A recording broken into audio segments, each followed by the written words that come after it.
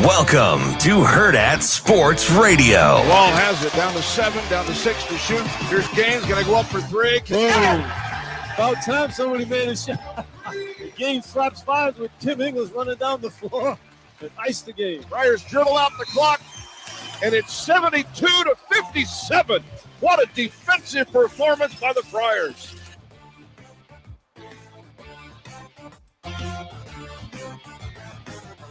Good morning and welcome into Hurrdat Sports Radio here on AM 590 ESPN Omaha, ESPN Tri-Cities.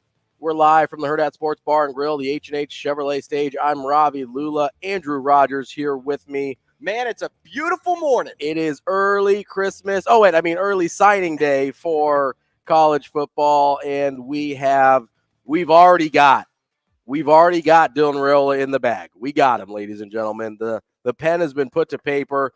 He tweeted it out this morning. Nebraska football account tweeted it out this morning, which means they have received the letter of intent because they're not allowed to say anything until that letter is signed. Nebraska football official account has tweeted out that he is in, and they tweeted out his highlights, which are phenomenal, by the way. I think he's a gel pen guy. I love a gel pen. I feel like that's like a Dylan Raiola. Got like a real smooth, it allows the signature to flow. Shane, no, he's not using a quill.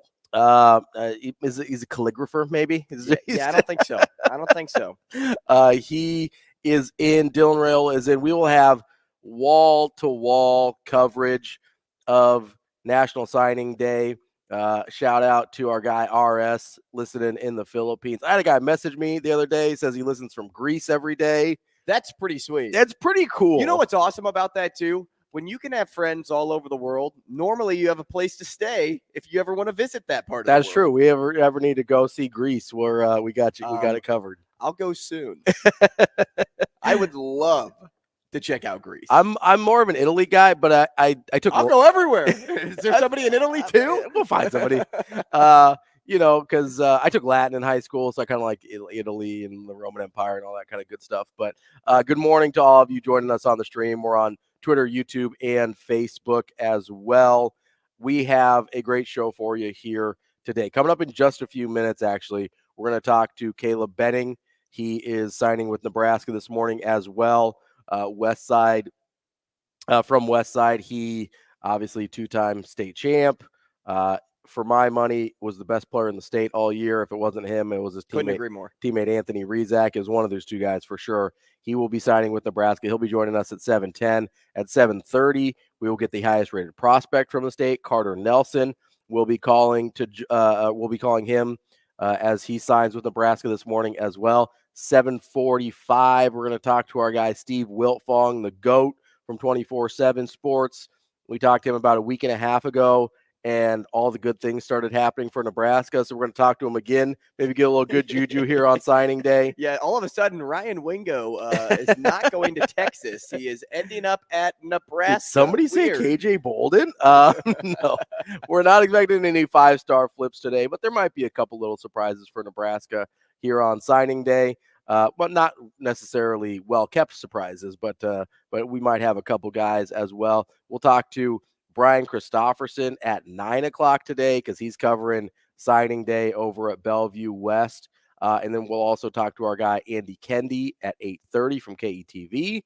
And then we will wrap up the show with Anna Bellinghausen. We are loaded today. She is our very own Hurrdat Sports colleague. She was down in Tampa last week. We'll put a bow on our volleyball Final Four coverage. Also, we'll talk to her about the Creighton Blue Jays. Yes. And their big matchups tonight with Villanova, Doug McDermott's retirement ceremony. I will be there with bells on watching the Jays and reminiscing about the Doug McDermott era. So are you going to be like Jonah Hill in that GIF that like has his hands out wide I can't even remember what that's from, but are you going to react like that when you see Doug step foot on the floor? You know what's kind of funny is, as much as I love Doug, and I do, his time at Creighton is some of my favorite time being a Creighton fan. I would react more that way for Ethan Wragge. I have like a weird I have a huge, weird, like, man crush Not on me. Ethan Rocky. It is, I named my dog after him, like my dog's name. Rocky. One of my dog's name is Rocky. Now, one of my dog's name is Doug, but he's actually named after a Douglas fir Christmas tree, not Doug McDermott, because he was a Christmas present to my wife. I swear. I promise. But no, I can't trust somebody that eats dinner at 8 p.m. Dude, I was just getting started. I hadn't even got my food yet. I texted Andrew last night, setting up figuring out the show and stuff, and I was like, "Hey, I'll email this back to you. I'll email you the rundown when I get home from dinner." And I didn't even realize what time it was. Mm-hmm. But we just kind of go out to eat whenever it's ready, whenever I'm ready. And my response was, "Dang 8 p.m.er." I had no idea what you were talking about. I was like, "What?" I didn't read it right. I was like, "Did he just sit on his phone? What happened?" Because it does kind of look like that when you put PM-ER together. Yeah, I was like, "This feels like a typo. He'll correct it later." And then you didn't, and I was like, "I'm just gonna ignore that." Not shocked. But yeah, that is what we've got on tap for you here today. We're gonna play a little game today as well. We've got in honor of National Signing Day, where a lot of our lives are devoted to the decisions of 17 and 18-year-olds. Totally normal, not weird at all. It's only weird when you talk about it. But we have decided to play a game where Andrew is going to quiz the old men in the room, that's me and Shane, about the slang that the kids nowadays are saying. Yeah. And I think I'm going to call the game Kids Nowadays, because that's about the oldest man, the biggest old man thing I can think of is that, or Schmidt from New Girl just yelling, "Use!" I've never seen New Girl, but I've only seen clips on TikTok. Oh, you got dude, I used to go through this with DB all the time. Like the thing going through my TikTok right now. Yeah. You'll laugh. Everybody hates Chris. Oh, really? Yeah, I saw one clip and I watched the whole thing, and now TikTok thinks I love Everybody Hates Chris. And it's like bringing me back to when I used to watch that show during my childhood, and I'm just like, this is kind of great. I'm cool with this. That's super funny. When Andre Brower died the other day, the Captain Holt from Brooklyn Nine-Nine, I watched one of the tribute videos to him, and then it was just 2 days of nothing, of super sad Captain Holt videos. And I was like, I am not emotionally ready for this right now. This is too much. A great show. Oh, I love that show. Terrific stuff there. Anyway, not talking about sitcoms this morning, but we will talk Gen Z slang terms. Yes, we will. We play that. We will talk about the youths today here on Hurrdat Sports Radio. That will be our game of the day. But yeah, with just a couple minutes here, we're going to talk to Caleb Benning. And right now, just as it stands, Nebraska's current ranking in the class before all the signatures are in for Nebraska and for other teams as well is 24/7. They're sitting at 20th for high school class only. The composite or the overall takes into transfers, and Nebraska hasn't taken any transfers yet. And I think they're going to take a few. I don't think it's going to be very many. Right. It's not going to be like last year. I think they took 12. I'm still a little surprised at this point that they haven't taken at least one. Yeah. But I think they will. It's like a surprise, but it's also like a little surprise. We know how Coach Rule likes to operate. Absolutely. He wants to build his roster from high school on up. But with the holes on the roster and where they could really use a vet in the room. Yes. That's why it's a little surprising to me. I don't want to say oh my goodness, I am just why haven't they done it yet, sort of thing. Yeah, I think the places that we're looking at are wide receiver. I would expect them to grab a wide receiver at some point, and I would expect them to get maybe a little bit of help in the linebacker room as well. But joining us now on the Warhorse Sportsbook hotline on National Signing Day is Caleb Benning. For my money, the best player in the state. Caleb, what's going on, buddy? Nothing much. How are you? Man, we're doing good. Just tell me, how you feeling right now? You're about to sign, right? You haven't signed yet?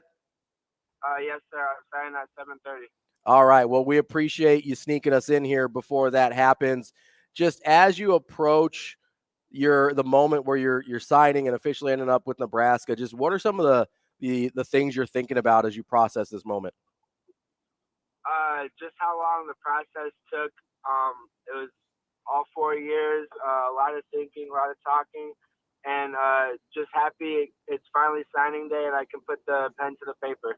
CB, your recruitment was near silent compared to most. Just doing you instead of worrying about showing everybody who was on the offer list. I remember having chats with you before, and you never let the outside noise influence this decision. It was you and only you. You made the call. What ultimately did it for you at Nebraska that gave you the confidence this was the place for you?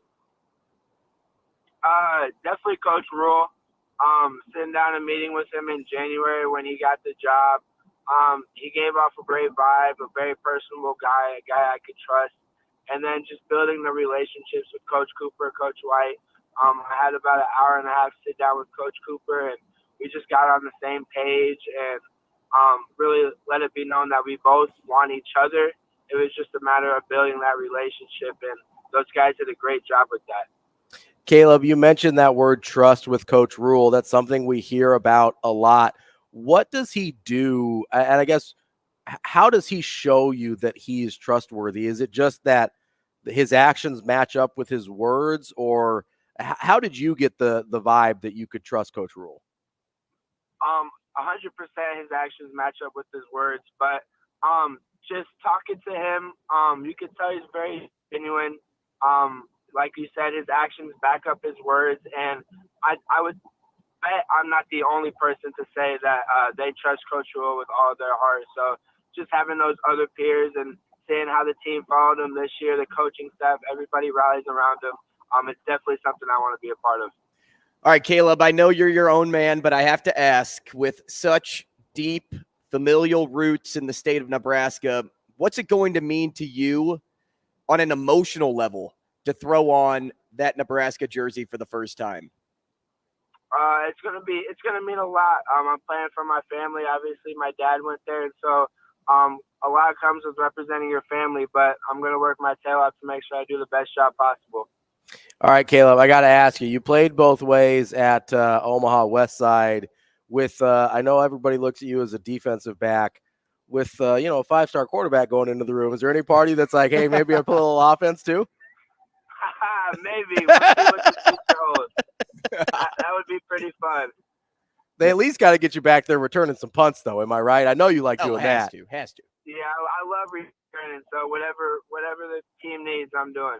Hey, CB, how do you think the culture at Westside has set you up for the culture at Nebraska? It's definitely a brotherhood. I would say it's the best culture I've been a part of. It's a very mature culture. A lot is expected of you. No one expects anything more from anyone else than themselves. So just making sure you take care of what you take care of, and that ultimately creates a lot of trust. So that carries over to college for sure. Caleb, we appreciate your time. I know it's a big day for you, so I appreciate you giving us a few minutes. Congratulations, and best to everything for you and your family. Thank you. I appreciate it. Thank you for having me. See you, CB.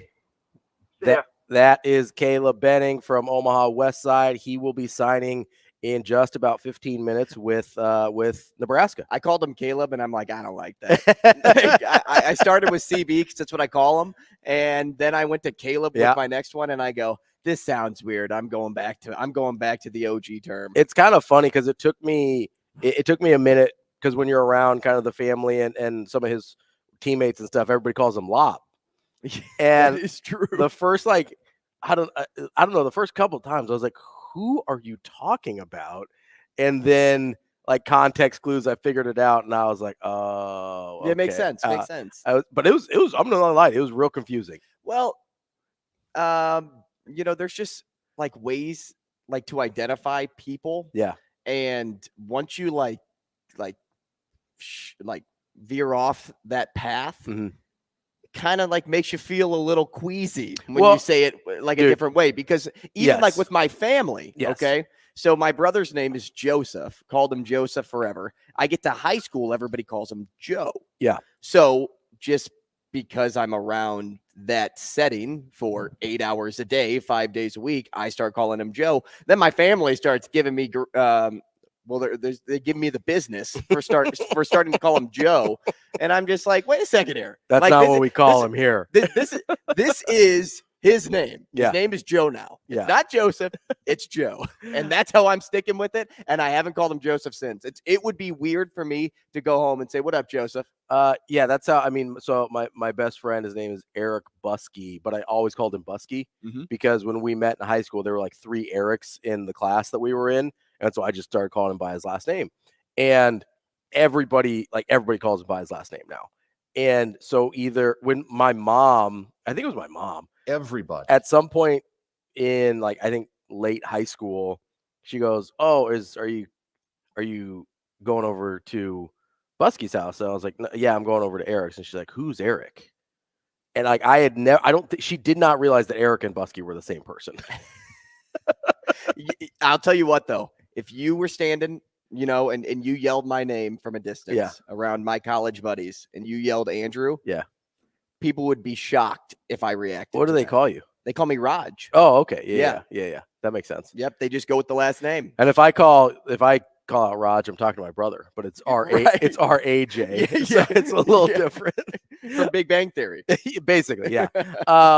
So we've got plenty more coming up on signing day here today. We're going to talk to Carter Nelson at 7:30. We're also going to we're going to dive a little bit more into that transfer portal as well. And we can do that now, actually. That was some of the stuff I've been seeing is bizarre. But the thing that was most bizarre to me was Dante Moore going back to Oregon. Yeah, that was super weird, right? So he had been committed to Oregon last year during the recruiting process. This is a 5-star quarterback. He was top 5 guy in his recruiting class last year, was committed to Oregon, decommitted, signed with UCLA, and now is transferring from UCLA, going back to Oregon. It feels like a little bit of buyer's remorse here. But Dylan Gabriel is also going to Oregon. Going to Oregon and will be the starter next year. Yes, absolutely. Like there's no doubt in my mind that Dante Moore will ride the bench for a year. Yes. Until which maybe he redshirts, maybe his year at UCLA his numbers at UCLA weren't very good. But he only played 4 games at UCLA. Did he only play 4 games this year? Yeah. I thought he played more than that for some reason. I'll look that up as we go to Tim on the Warhorse Sportsbook hotline. Tim, what's going on, man? Hey, Tim. Hey, Ravi, how you doing? Hey, Tim, what's going on, buddy? Oh, I'm doing good. Hey, I'm celebrating National Signing Day down here in Florida, and I had to listen to you guys on the iHeartRadio. My man. That's what I'm talking about, Tim. Much appreciated. Yeah, love you guys. So glad you're doing this, but let's be honest, signing day is more important than you are. Most things are more important than we are. But anyways, in the spirit of this season, which of course signing day, not Christmas season yet, but so Danny Dimes is coming, and I love that kid. I don't know anything about how he plays football, but the fact that he recruited and he seems to love Nebraska, what are his chances? I just want to see where you see the quarterback depth chart, and then I want to throw in, is Casey Thompson going to come and then be a coach next year? Man, Tim, speaking my language with Casey Thompson. It was great to hear from you, buddy. I appreciate you, and we'll answer those questions for you. So first and foremost, the quarterback room, I think, ends up being obviously Dylan Raiola, Danny Kaelin, and yes, I do believe Casey Thompson is back in the quarterback room next year. We haven't had anything official yet, but I do believe that is happening. And then lock in Chubba Purdy and Heinrich Haarberg for now until we see because once that quarterback room starts to get deeper, I think then you'll look at Purdy and you'll look at Haarberg and think, okay, are they going to stick around? Is Chubba going to really compete for that job? Haarberg is a weird one because he wasn't intended to be the quarterback this season. Yes. He spent most of his time in the tight end room versus the quarterback room. So it wouldn't shock me if they're like, hey, thanks for filling in. You did the best you could, but because of what we have now, let's move you back toward more that athlete skill position. And then, you know what? Use him out of the wildcat if you want every now and then. And have him be an emergency. Take him like a Taysom Hill sort of role. That quarterback room could get deep, but I think it will get deeper when they add Casey Thompson. I still feel good about that. I love the idea. Yeah. I said it yesterday. I'll say it again today. I think he is a perfect fit to be a quote unquote quarterback player coach. Yeah, he's a mentor. He's a mentor role. And he will fit that role perfectly because of how much of a coach junkie he already is. Yeah, so I think what happens is I think Chubba at least sees the spring out. I'd be surprised if he didn't at least see where he was. And maybe if he's first string, second string, we don't know at that point. Maybe he sticks around. If it's been pretty clear that's like, I'm going to be behind a couple guys, I wouldn't be surprised if Chubba moves on. I do think Heinrich sticks around because it just seems like he wants to be at Nebraska. I think that, and Chubba is graduating, so he's able to leave again.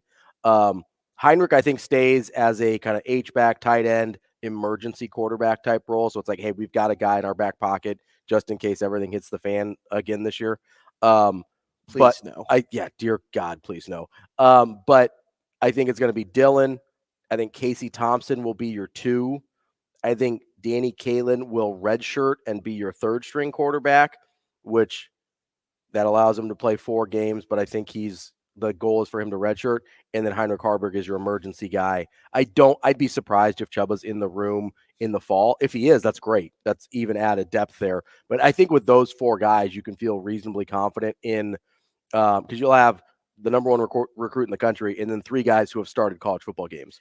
But I will say from the Danny Kaelin standpoint, to answer the other part of Tim's question, I think he needs a couple years to develop. I think that's the best thing. We were talking about this before we got on the air. I think the best thing for him and the best chance for him to be successful will be redshirting this year, maybe seeing limited action in those handful of games, and then getting a year or 2 behind Dylan. Because, I mean, I think the best case scenario, best of both worlds for everybody involved here, is Dylan Raiola starts for 3 years, and he is the guy who we thought he was. Danny Kaelin redshirts, then backs up for 2 years. He's still got 2 years of eligibility at that point to be the guy at Nebraska if that's what he really wants to do. And it seems like that's what he really wants to do. And I think that gives everybody the best opportunity to be successful in this situation. Because Dylan's ahead of Danny Kaelin. Like, I don't know what to, there's no way around that. There's no ifs, ands, or buts. Yeah, there. like that's the hierarchy of what's happening here. That doesn't mean Danny Kaelin can't develop and become and start to catch up. But he is going to need that time. I actually think this timeline could work out for both of them pretty well.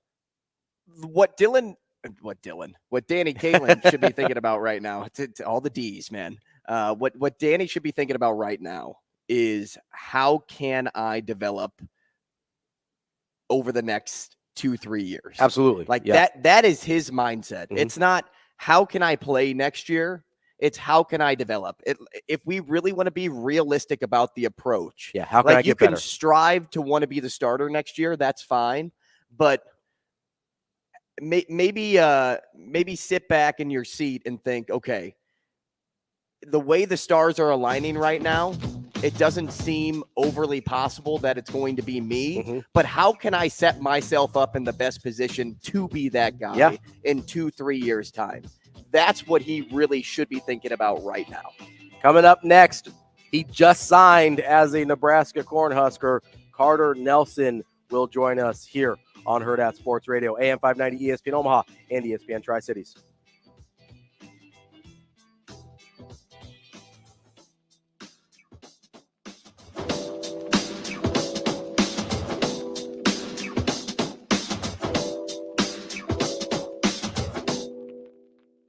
We will be back.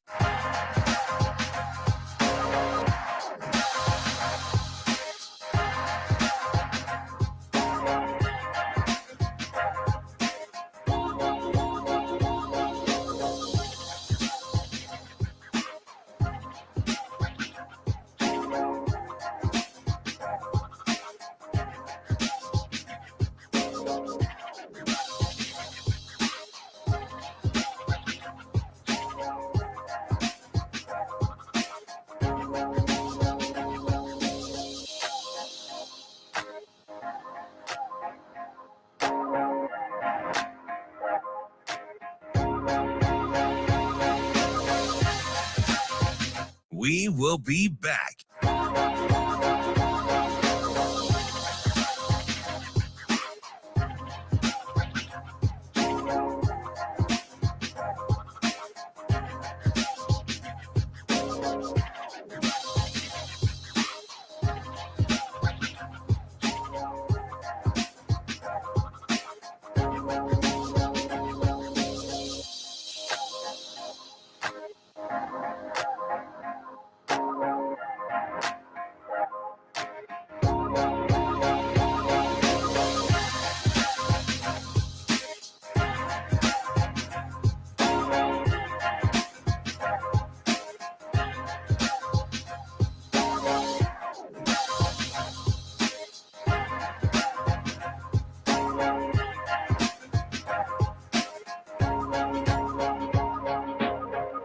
We will be back.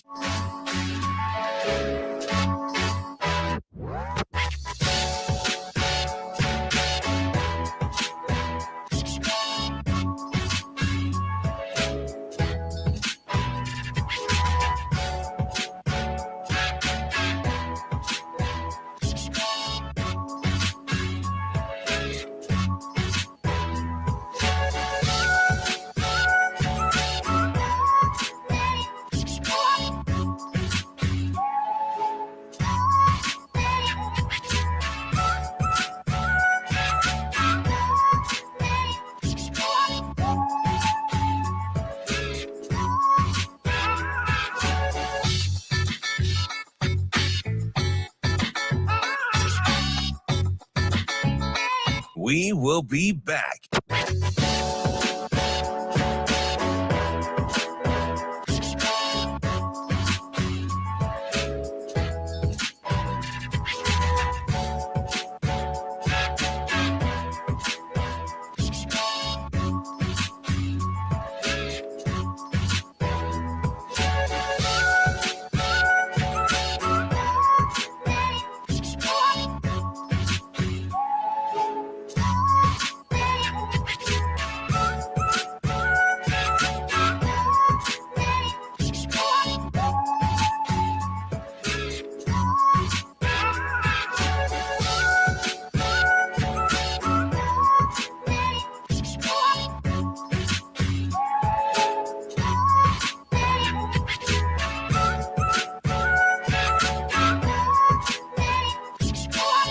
We will be back.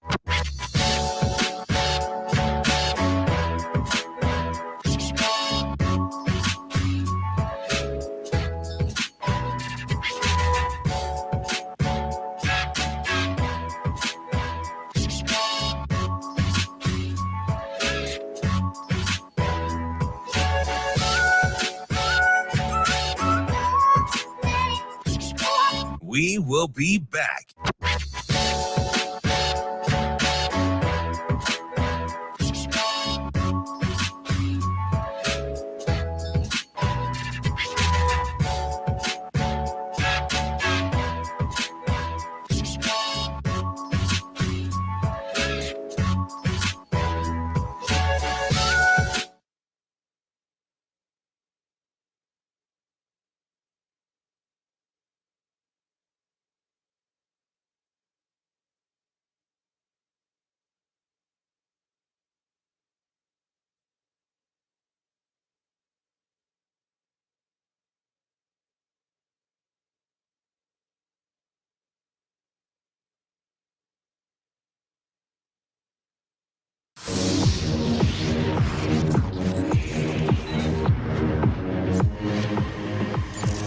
You're listening to Hurrdat Sports Radio.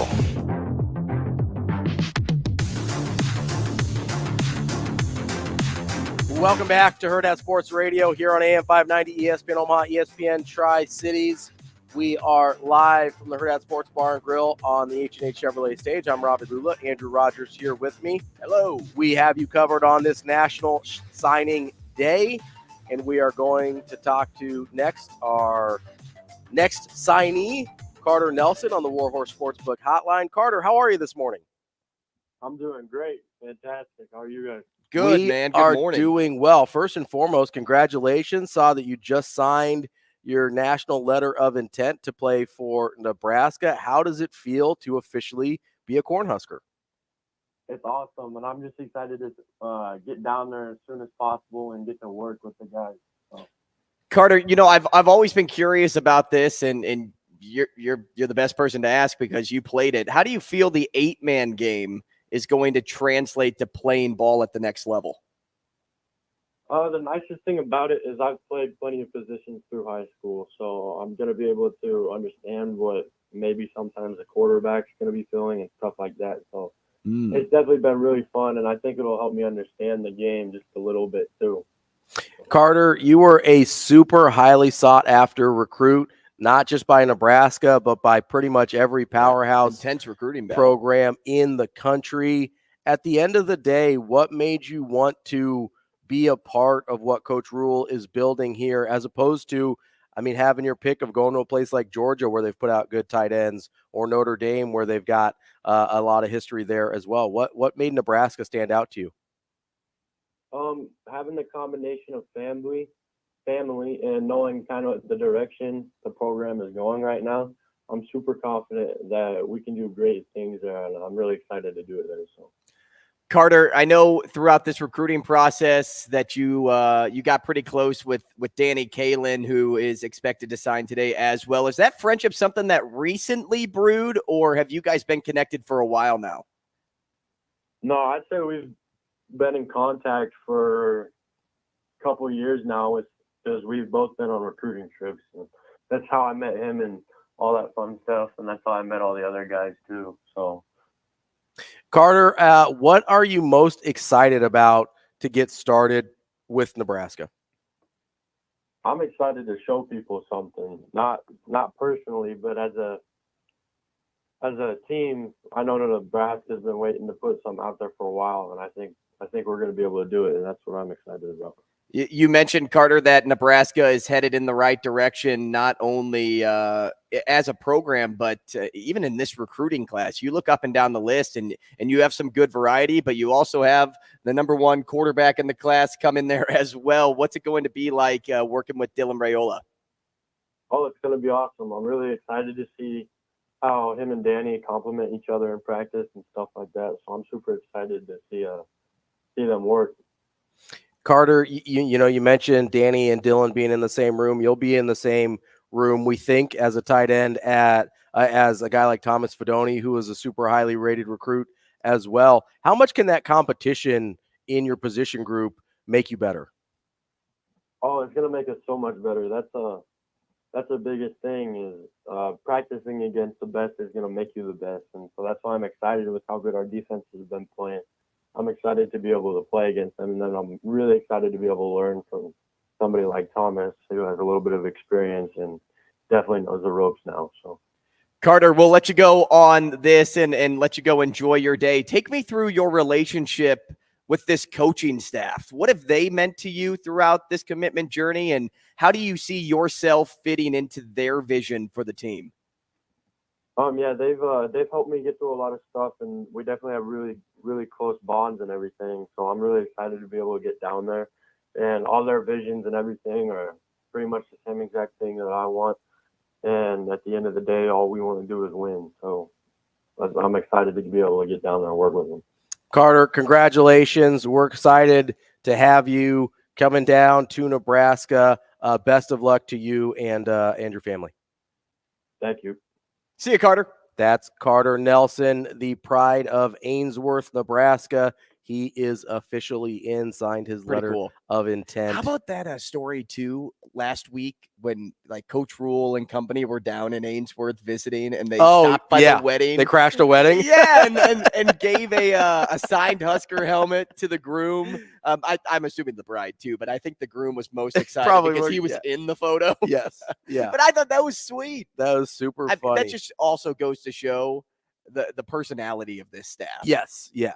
Like they're not bigger than any one man, and they're cool with being a community member. Every last one of them. I mean, Coach Rule for sure. We heard him say "Hey, I want to go to farmers markets with my families on Saturday and meet some people, shake some hands, take some photos." Yeah. But the fact that you're doing that while on a major recruiting visit, pretty cool to see them kind of just step away from work and get into Husker fan mode.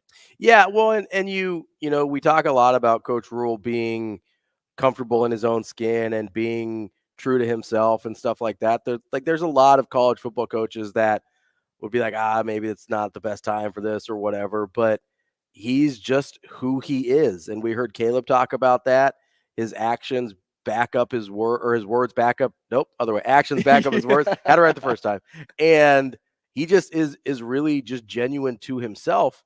And I mean, there were 9 staff members there. And so you've got this whole gaggle of Nebraska. They had their own table just rolling up to a wedding. That's like the most small town Nebraska thing I've ever heard in my life is the local star has the coaches in town to recruit him, and he's like, let's go hit up this wedding. Like, and where did you see that sign?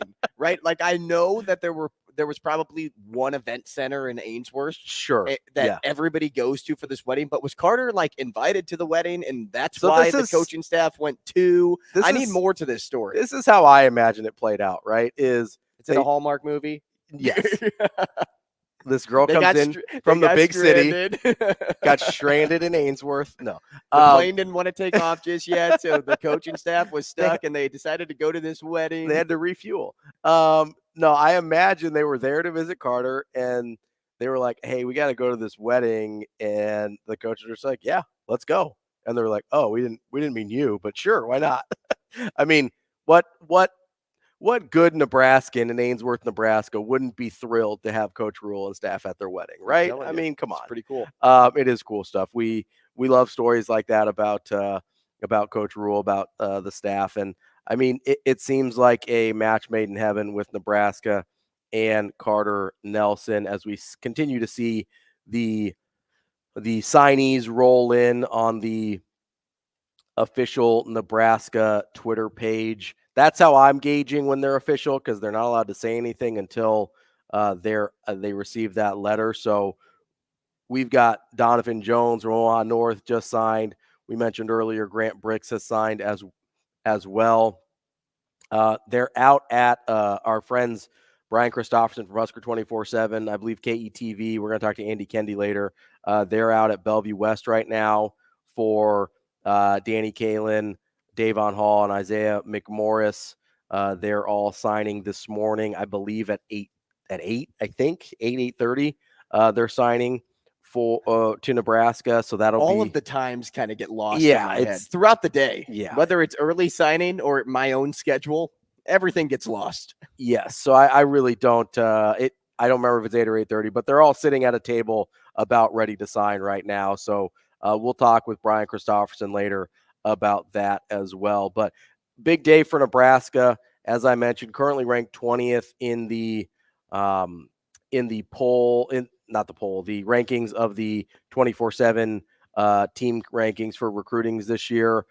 They will probably move a little depending on if they get any surprises, depending on where other teams' surprises land as well.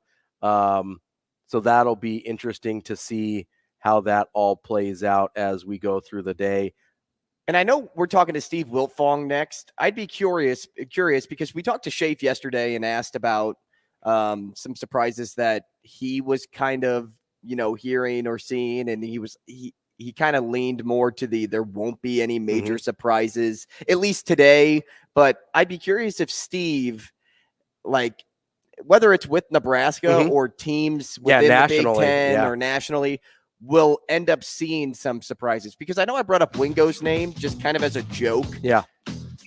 But with the way Mizzou is recruiting, is that a real possibility that Ryan Wingo says no to Texas and says yes to Mizzou?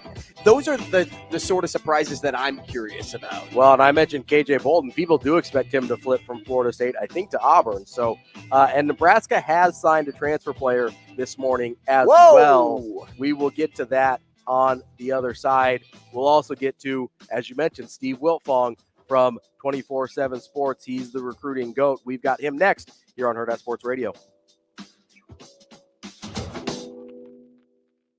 We will be back.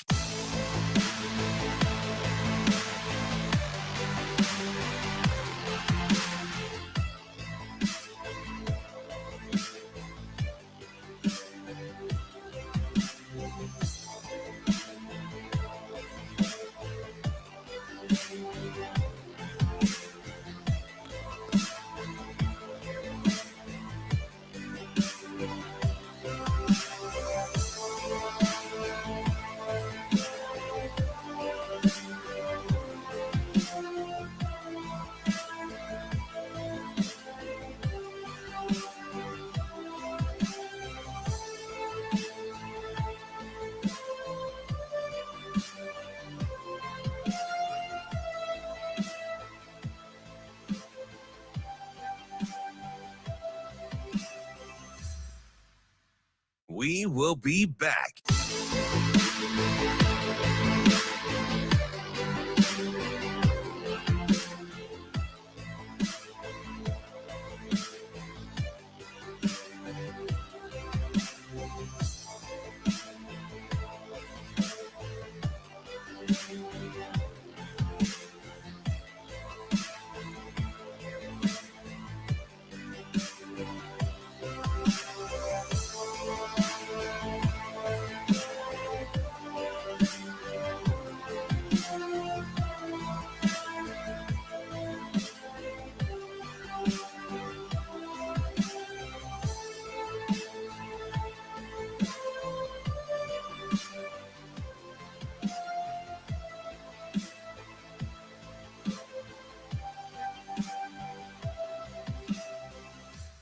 We will be back.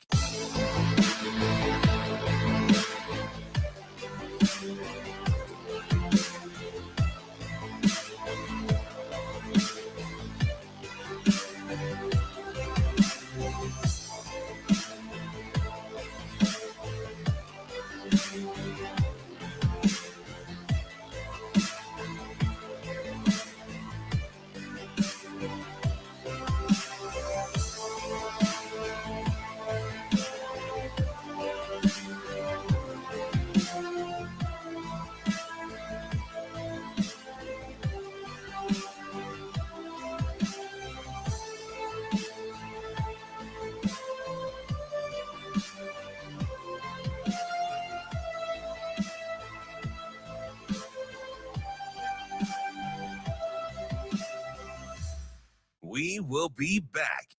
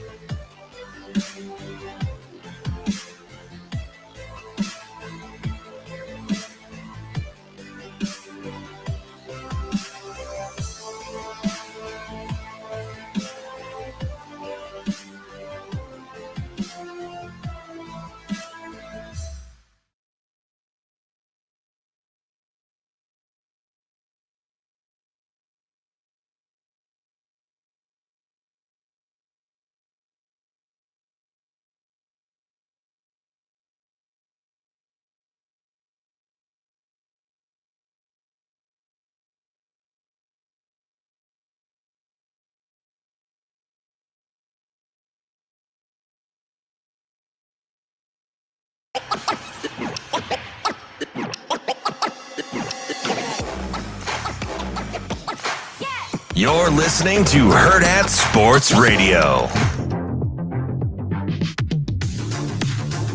Wrapping up hour number one here on National Signing Day on Hurrdat Sports Radio. I'm Ravi Lulla. Andrew Rogers here with me. Hello. We're on AM 590, ESPN Omaha, and ESPN Tri-Cities. We're joined now by the Director of Recruiting for 24/7 Sports, Steve Wiltfong, on that Warhorse Sportsbook hotline. Steve, what's going on, man?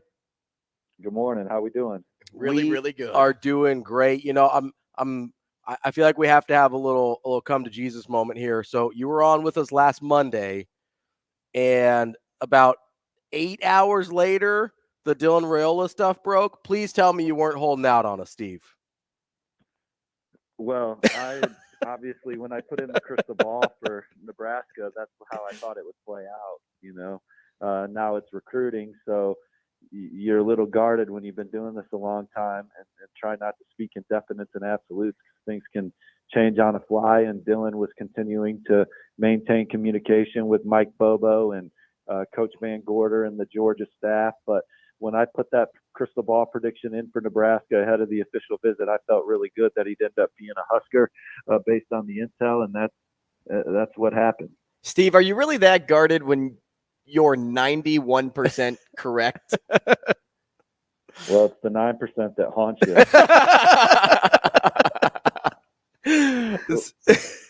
you. Steve, we definitely appreciate you joining us this morning. I know you're super busy. There's some really high-profile guys, not for Nebraska, but in general in the national recruiting scene that you've kind of got feelers out that they might flip. What are some of the most interesting cases, in your opinion, of that situation? You're saying nationally, what are the biggest storylines today? Yeah, like which guys that you think might flip are the kind of the biggest storylines? Not Nebraska related. Sorry, I got distracted by a text message. Yeah. Oh no, all good. We know 8 hours after we have you on, something Nebraska will break, so we're good. Yeah, no, it should be a good day for Nebraska. You know, the Huskers are in the top 20 of our rankings, number 19 nationally in the 24/7 Sports recruiting rankings. Guys like Amari Sanders are out there as they go into their announcements. So it should be a strong close. You know, obviously the biggest national storylines, will Jeremiah Smith, the number 1 player in the country, sign with Ohio State? I think he will. But Florida State, Miami, been trying to chip away there. DJ Lagway, the number 2 quarterback in the country, will he sign with Florida? I think he will. But USC trying to come in at the buzzer and change that. Maybe the Aggies as well. KJ Bolden, the number 1 safety in the country, will he sign with Florida State? Or will he go to Georgia or Auburn? 5-star receiver Ryan Wingo, will he sign with Texas? You know, they were talking with Coach Drinkwitz last night. The Rayolas have been trying to reach out to the Wingos and get in there. So we'll see what happens, you know? You know, it's funny that you bring up Ryan Wingo, because I was asking that question out loud, and no one could really provide a good answer because we don't know, like you know, Steve, with how strong Mizzou is looking this season and how they're set up for next season. That has to be a huge pull for the in-state kid. Well, particularly with Ryan Wingo, Coach Peeler, Missouri's receivers coach, has got such a track record right now. He developed A.J. Brown, developed DK Metcalf, developed Luther Burden.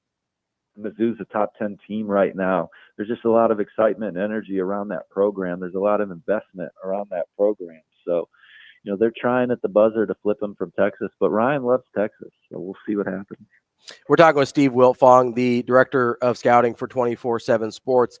Steve, you know, we've got a lot of the usual suspects in the team rankings up at the very top. Your Georgia, Ohio State, Alabama's, Texas is in the top 5, Florida State's in the top 5.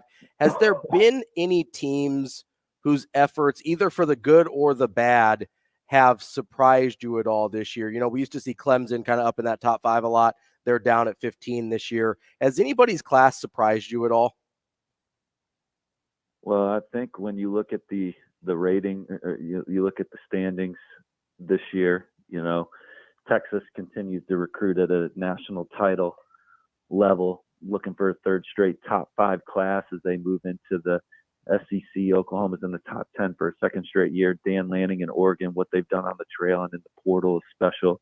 Notre Dame's kind of been a mainstay in the top 10 under Marcus Freeman and his staff. Auburn's trying to rebuild that program under Hugh Freeze and company. They start the day number 11. They can finish in the top 10 with some of the fish that they still have out there.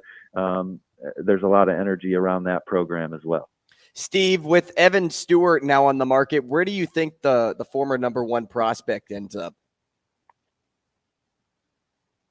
Which prospect? I'm sorry. Evan Stewart, the transfer from A&M. Yeah, so the former number 1 prospect. You know, former number 1 receiver. Yeah. That's what they're. Yeah. I think that you know, it's obviously very early that he went into the portal. I think, you know, Alabama's a school instantly that I would have an eye on. But now that he's in the portal, other programs can, you know, take their swing and see what happens. Steve, as we get through this early signing period, it's taken a lot of the kind of the drama out of some of the later, whether it's the February recruiting period or the later spring transfer portal. How much movement do you kind of expect after today as we get to either the later signing period or the spring transfer portal? Well, I think over 90% of the high school recruits will be done today. So there'll still be some stories to follow after that, but most of the high school recruiting will be done. You know, a lot of the portal stuff, there's another window that opens up in early January, so we'll see what happens there. Then after spring ball, you'll have some more portal stuff. So portals, they got their windows where it's super hot, and whenever that window's open, there's a lot of movement. Well, Steve, speaking of the portal, or continuing off of my last point with Evan Stewart, I'm thinking about Florida State's situation a little bit and who's going to replace Jordan Travis at quarterback. They've talked to Cam Ward. They've talked to DJU a little bit. Who do you think will be quarterbacking the Seminoles next season? Well, you're on it. Those are the two guys that they brought on campus and they're recruiting. And Cam Ward also visited Miami. So I think, Florida State and Miami are in a great spot for Cam Ward. He's kind of the coveted guy by a lot of programs. So it'll be interesting to see which one of those programs he chooses. And then DJ's obviously a guy that Florida State was invested in also. I don't know which one of the two that they'll ultimately end up with, but they're obviously near the top for both. And Steve, Florida State also has a true freshman, a very highly touted true freshman coming in this class as well. Do you think they're really going to go all in on a transfer to try and give him some time to get ready? I think they all absolutely are in the market for a veteran. I think that's clear with the two guys that they brought on campus. This is a program now that has expectations of competing for a playoff spot in a championship year in and year out. And to do that, your quarterback room has to be right. That doesn't mean that you don't believe in the young guys, but you have to create a competitive environment that has that position humming at the highest possible level. And going to the other side of the coast, Steve, let's go to Oregon here because they get Dillon Gabriel and then kind of a weird signing with Dante Moore. And I call it weird. Maybe I guess I used the term bizarre earlier on because if I remember correctly, Dante Moore didn't want to sit behind Bo Nix. So he goes to UCLA to play and now he's going to go back to Oregon. And if I had to predict it, the way Dillon Gabriel's been playing football, it doesn't seem like Dante Moore has a step on him. And so he'll be backing up Dillon Gabriel now. Did you find that move a little weird for Dante Moore? Well, I didn't think that Dante Moore cared about going in and backing up Bo Nix. There was some logistics that changed at Oregon. The lead recruiter, Kenny Dillingham, who was the offensive coordinator when Dante Moore was committed to the Ducks, he takes the head coaching job at Arizona State.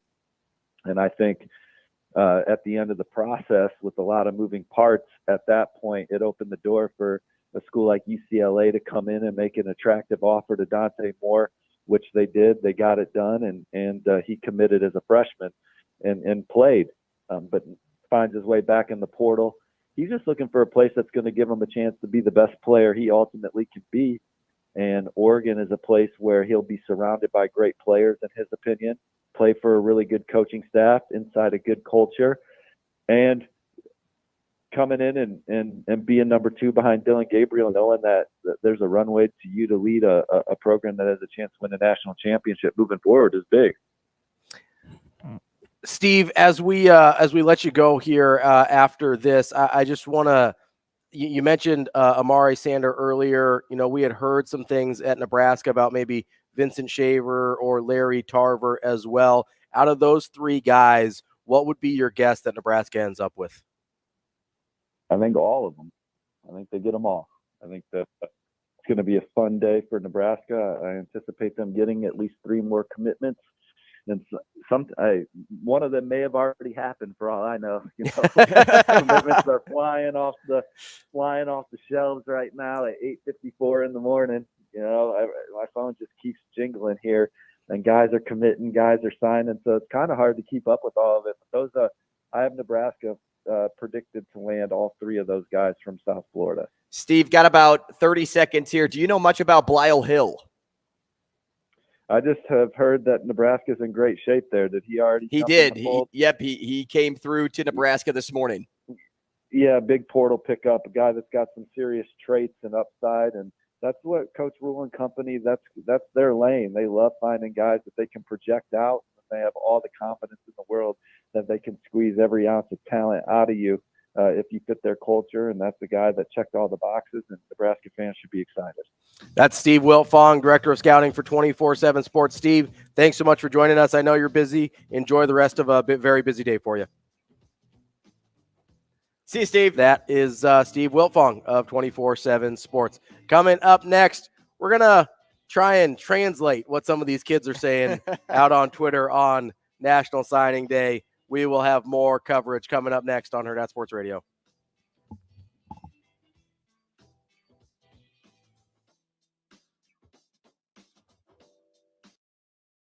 We will be back.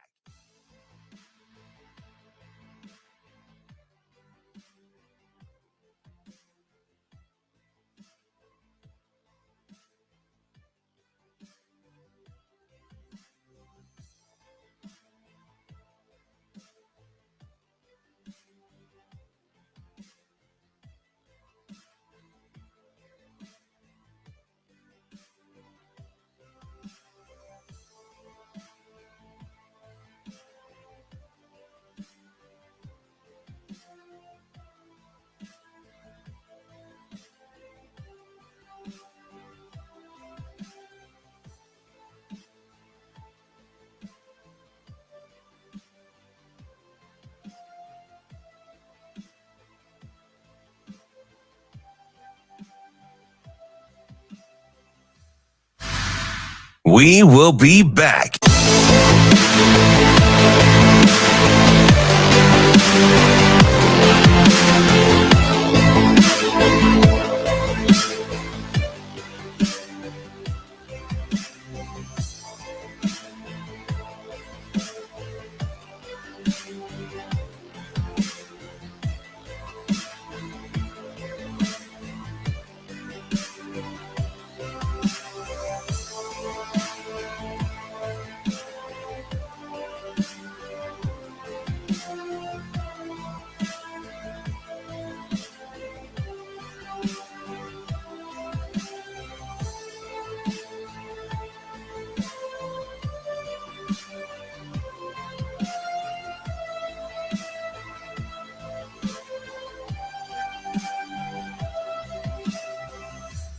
We will be back.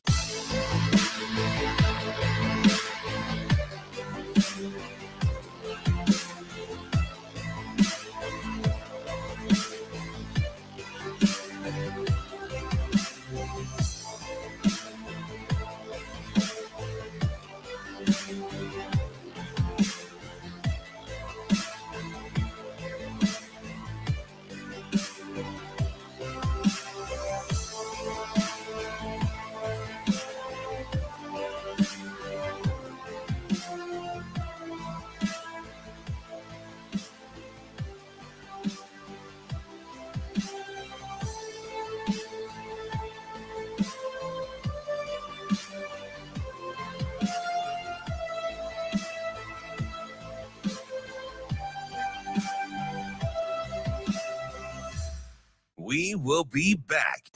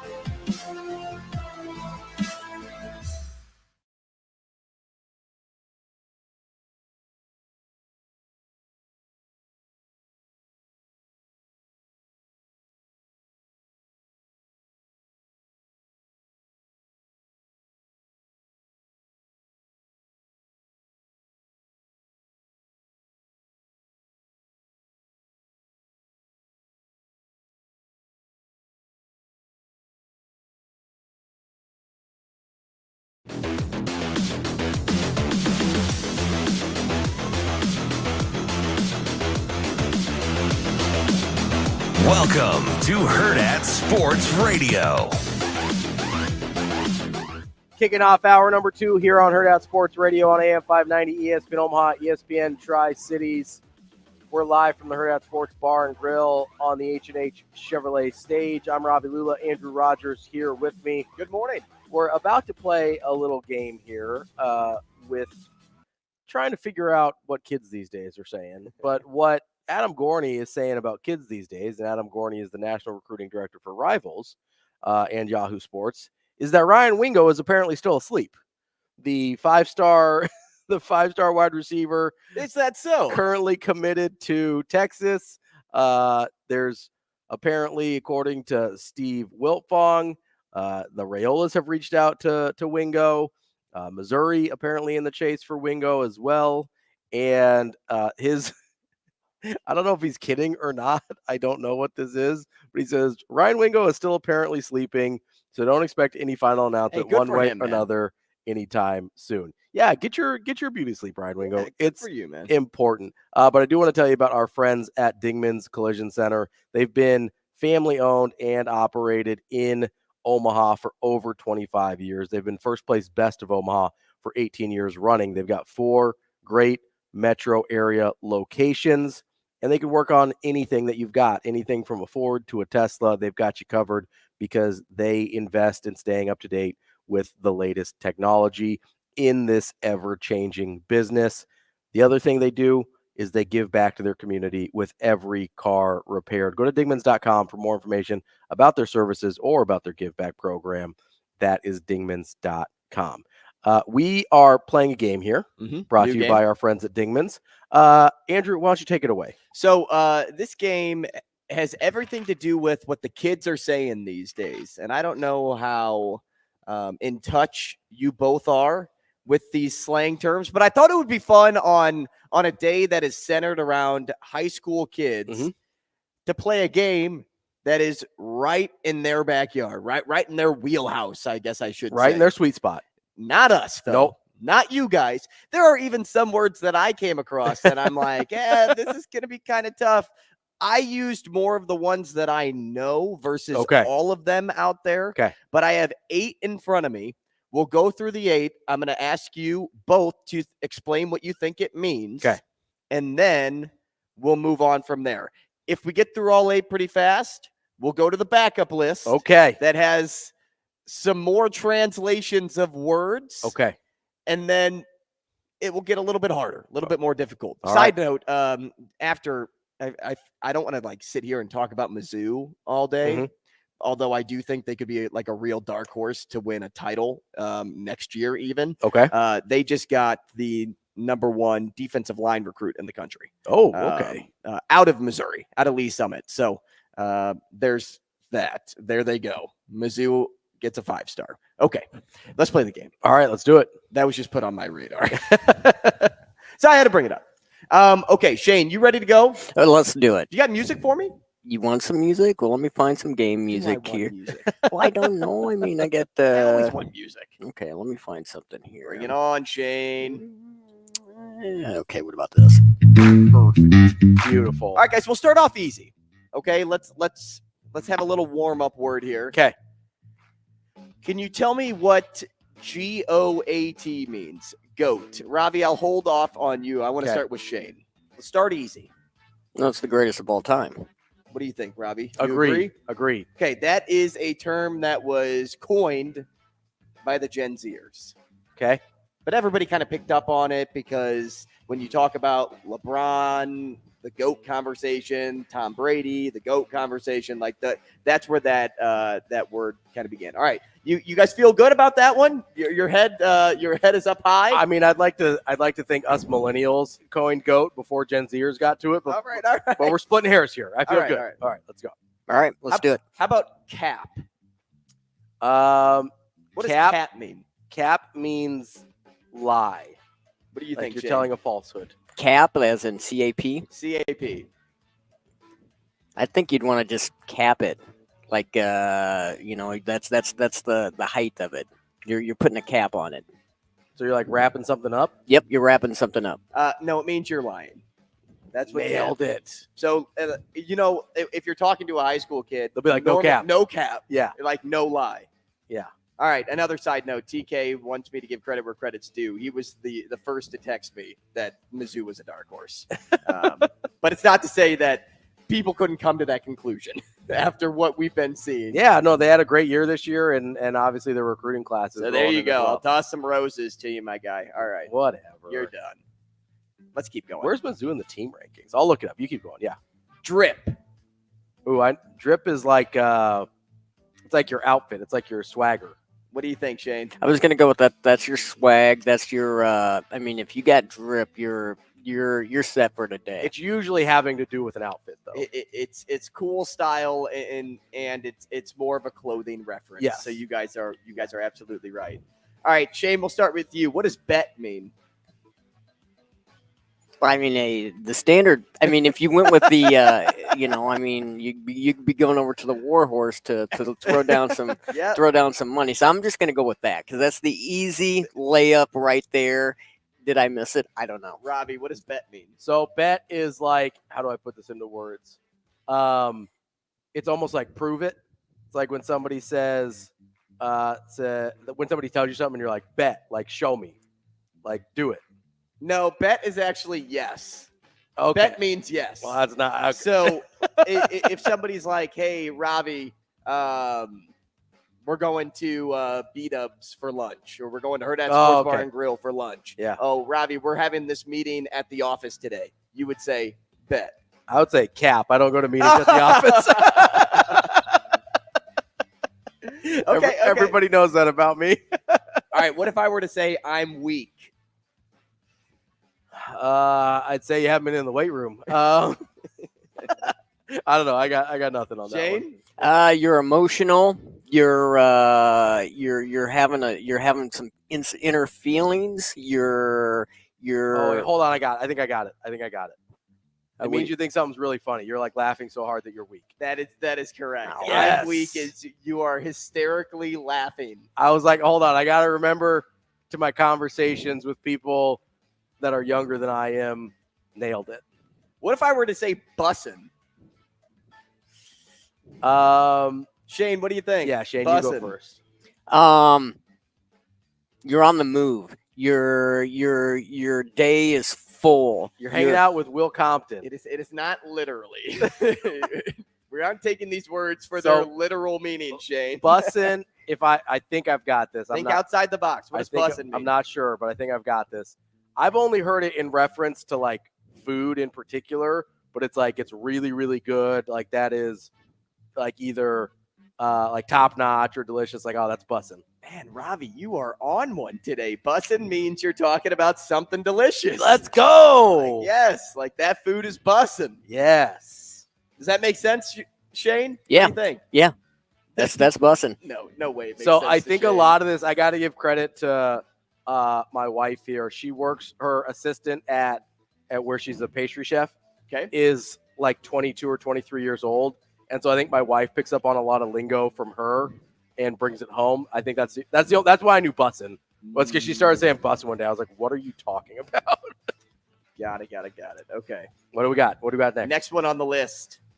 What does sus mean? Shane, you want to go first? No, go ahead. Sus is like it's suspect or suspicious. You're like, that doesn't quite pass the smell test. Like that's sus. I was gonna go with something that's probably kind of stinky. It reeks. So you're going like something that literally smells. Yeah, it smells. It reeks. It's horrible. It's something you just don't want. Like that would be an answer. Like if I were a teacher on an essay question, I'd give like participation credit, like partial credit. Yeah, because I thought like Shane was like headed on the right track. Sus means you're suspect about something. Like you're if someone's doing something shady, you're gonna be like, you kind of look at them. That person's sus. You kind of look at them with the side eye. You're like, that's sus. So that's what that means. Yeah. But the way you were going about his answer and how he was deeply explaining it, I'd be like, yeah, I'll give you a C for that try. A C for effort. A passing grade. Yeah, why not? When I hear that Wingo is still asleep and hasn't made a decision yet, I kind of give him the side eye. I go, that's sus. How about sheesh? Sheesh. Yeah, what is that? You say it, but what does it mean, Robbie? Well, I mean, so sheesh has been around forever. I don't know if it still means the same thing, but the only thing I can think of is when it's kind of like an exclamation, like, oh, geez, like sheesh. Mm-hmm. That's all I got. Mm-hmm. I'm going to go with like that's the in thing to say like sheesh, like she's like good at what she's doing. You know, No, like, no, sheesh. Oh, it's not sheesh. Like you say sheesh. Like SESHEESH. Yes. Oh, sheesh. I didn't know that. Okay, so then I'll go with the same thing you said there, Robbie. You're going the same. What did you end up saying? It's like an exclamation, like oh geez, like just oh sheesh. And again, maybe partial credit. Sheesh is like you're hyping someone up. Okay, Ken says that it's shady. What's shady? What? Sus? Yeah, sus is like shady. Sus? Yeah, sus is shady. Yeah. That's what I said, right? Yeah. Yes. When I was explaining it. Mm-hmm. Okay, so those were the 8 that I gathered. He says, can't forget about Riz. AR is a rizzard. Hey, what does Riz mean? Riz is like when you're, I think, it's like when you're trying to hit on somebody. It's like how much game you've got when you're trying to pick somebody up. Nice. Like, wow, Ravi, you're really in tune with the kids. You got the Riz.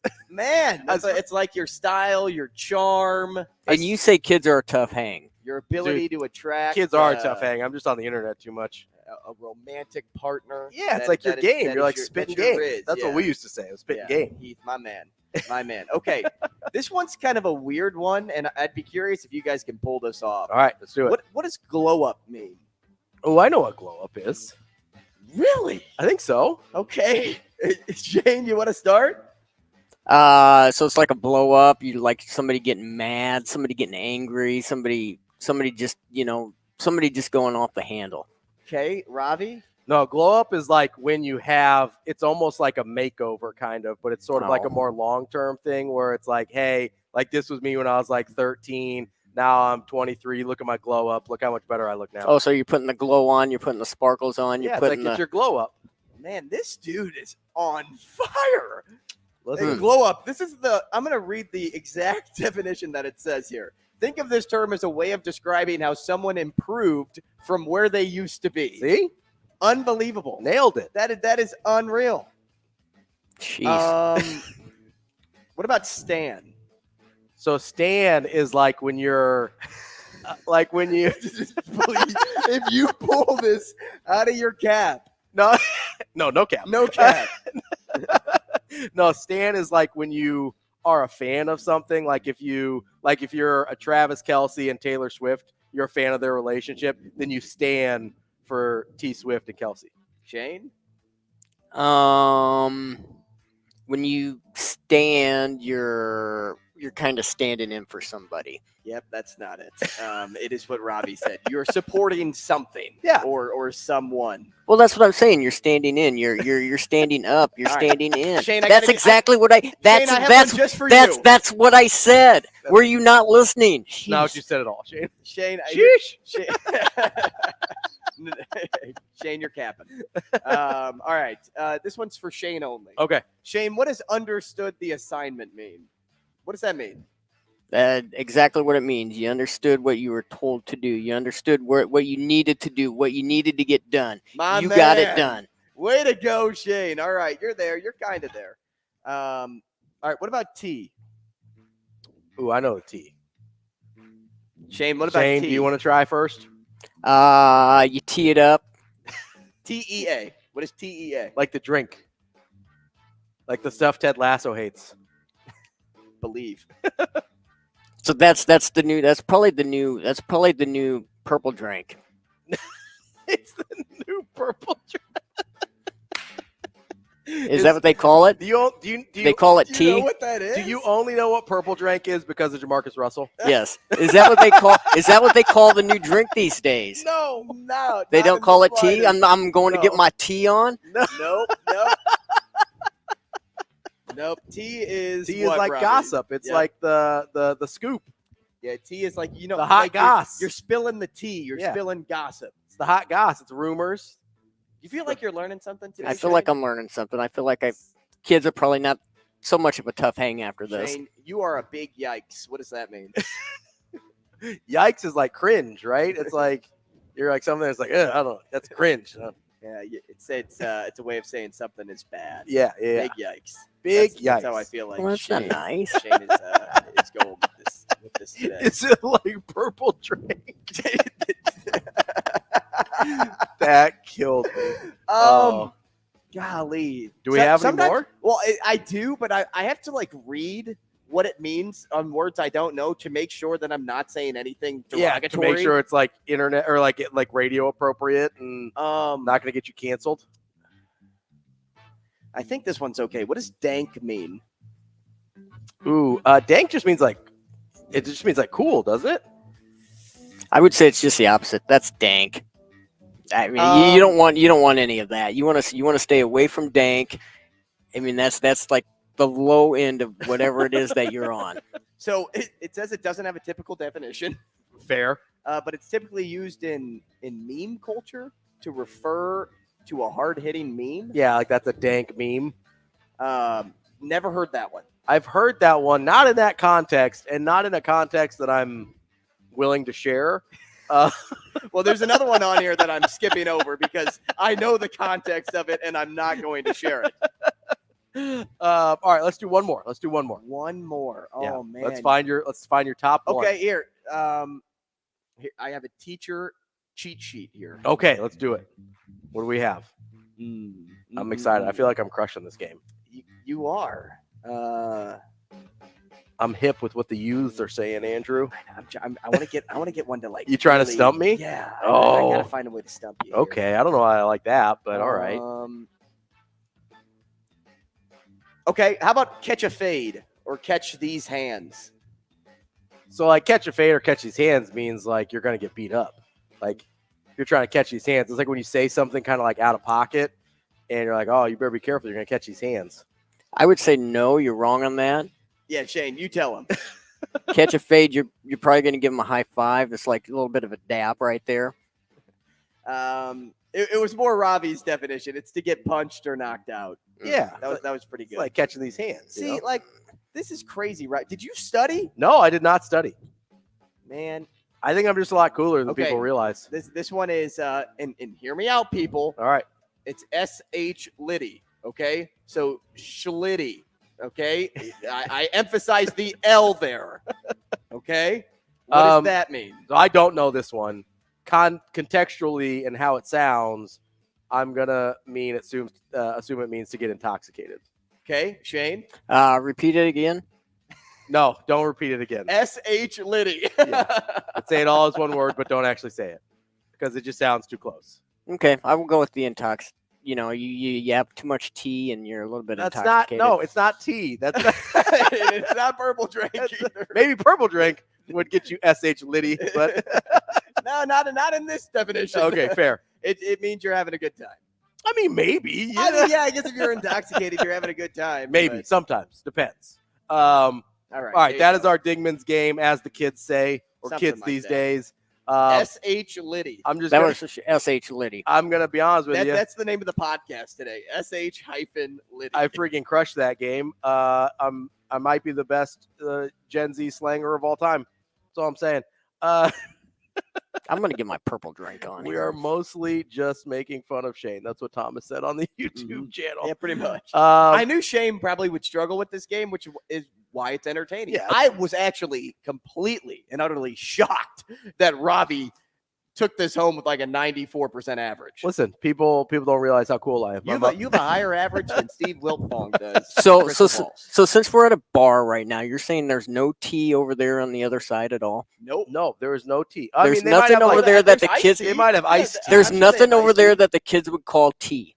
No, because besides iced tea. Yeah, actually, there probably is. I'm sure the staff or restaurateurs are gossiping. Yeah, they got some rumors and stuff, but tea is not like a physical drink, Shane. Do we have purple drink here? Stop it. Turn the mic off, Shane. Get out of here. All right, we're going to continue our signing day coverage here. We just want to take a little break. Listen, just take a little minute here. This is what, like when you show up to see Caleb Benning, Carter Nelson sign their letters to play, guess what? All of the students that show up are like, man, he's not capping. I will say, I think part of my fluence in Gen Z or fluency. You don't like kids. How do you know these things? So I think a lot of those were first starting when I was still coaching college basketball. So I was coaching college basketball until like 3 years ago still. So some of those were like on the front edge of what was happening there. So I kind of got a little bit of an advantage from being around the college kids. But as we continue our signing day coverage, and we have we had a good time playing the game. Thank you, Andrew. Thank you, Dingmans, for presenting our silly game of the day. We're going to talk to Andy Kendeigh from KETV. I think he was just I know KETV was present at Bellevue West for their signing day. I don't know if Andy was there or if he was bebopping around trying to cover some of the other signing days around the area, but we will talk to Andy Kendeigh here in just a few minutes. We will keep you up to date. We've moved him to 9:30, by the way. Andy? Yeah, he's they've so we're shifting. Terrific. And we might be moving somebody else later in the day too, or later. Wait a second here. We don't have room. We don't have any time left, Shane. we have BC at 9. Right. We have Kendeigh now at 9:30 and AB at 9:45. Yeah, we can't move anywhere. That's it. I'm confirming the time with AB right now. So. Okay, cool. Terrific. Okay. Appreciate producing the show live while we're on the air. All right, so we are going to talk to Andy Kendeigh next. We'll continue to talk about National Signing Day. I want to kind of put into context the level of excitement here for Nebraska. If you're listening on YouTube or anything like that, you can put it in the comments. If you're listening over the air on AM 590, ESPN Omaha, ESPN Tri-Cities, you can give us a call at 888-638-4876 on the Warhorse Sportsbook hotline. This, specifically with Raiola, but this class in general, is the most excited you've been for Husker football since fill in the blank. Whoa. I've got 3 that I think are reasonable answers. And I'm mostly thinking 21st century, but if you haven't been this excited since 97, 95, whatever, you let me know. But this is the most excited you've been for Nebraska football since. I've got 3 answers that I feel really good about. I'm interested in what you have to say. Hop in the YouTube comments. Hop on the Warhorse Sportsbook hotline, 888-638-4876. Let me know what you put in after that blank. I'm going to allow Andrew to think about it over the break here. Well, what's funny about this is mine's going to be so recent. Sure. Yeah, absolutely. That maybe that could be looked at as like a unique way to approach this. I think so. Because you're not going to get anything deeper than 4 years. Like no chance. No, that's fair. But I think it's good to have different perspectives. So we'll kind of see. Okay. We'll kind of see where you're sitting from. We'll let Shane answer if he stops being weird over there about moving my guests around without telling me. And then if we can, at some point in the show, I want to revisit a thought that Heath had in the 7 o'clock hour. Absolutely. And since apparently all of our guests are moved to the 9 o'clock hour, we can probably get to that at some point before the end of the hour. This is Hurrdat Sports Radio on AM 590, ESPN Omaha, and ESPN Tri-Cities.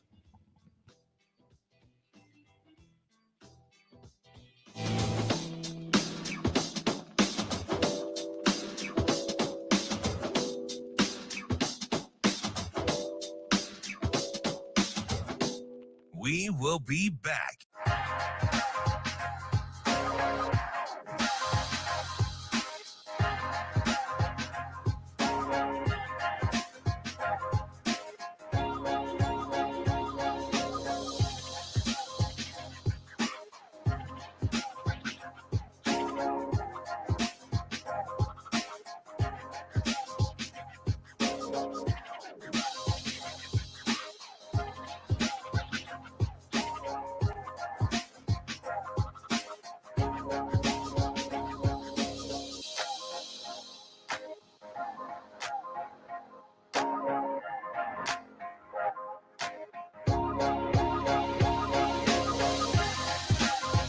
We will be back.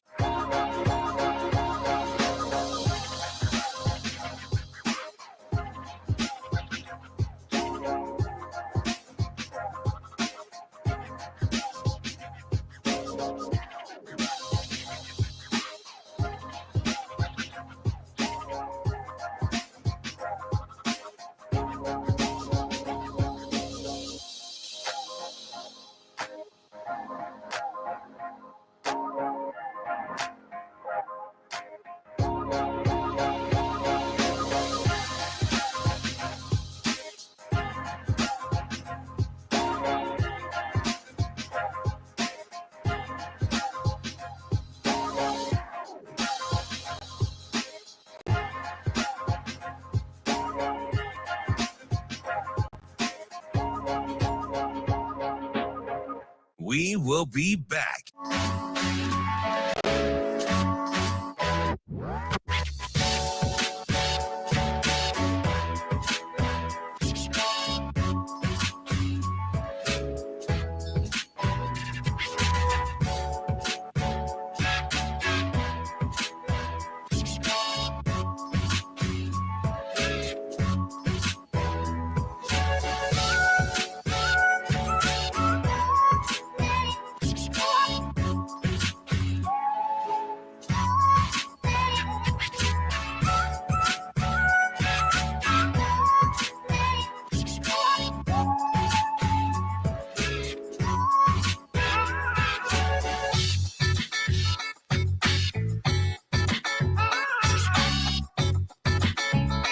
We will be back.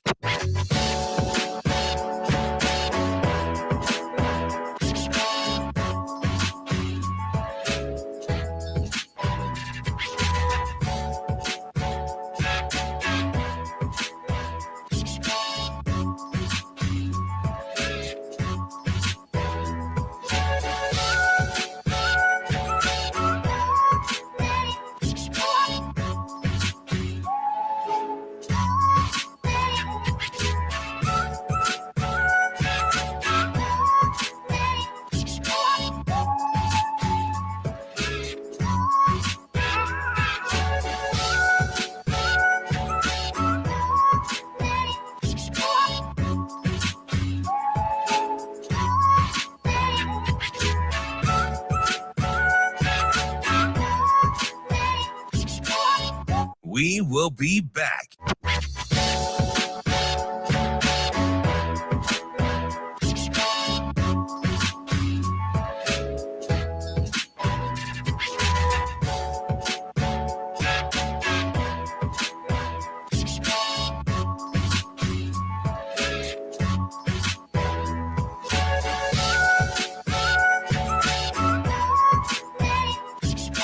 We will be back.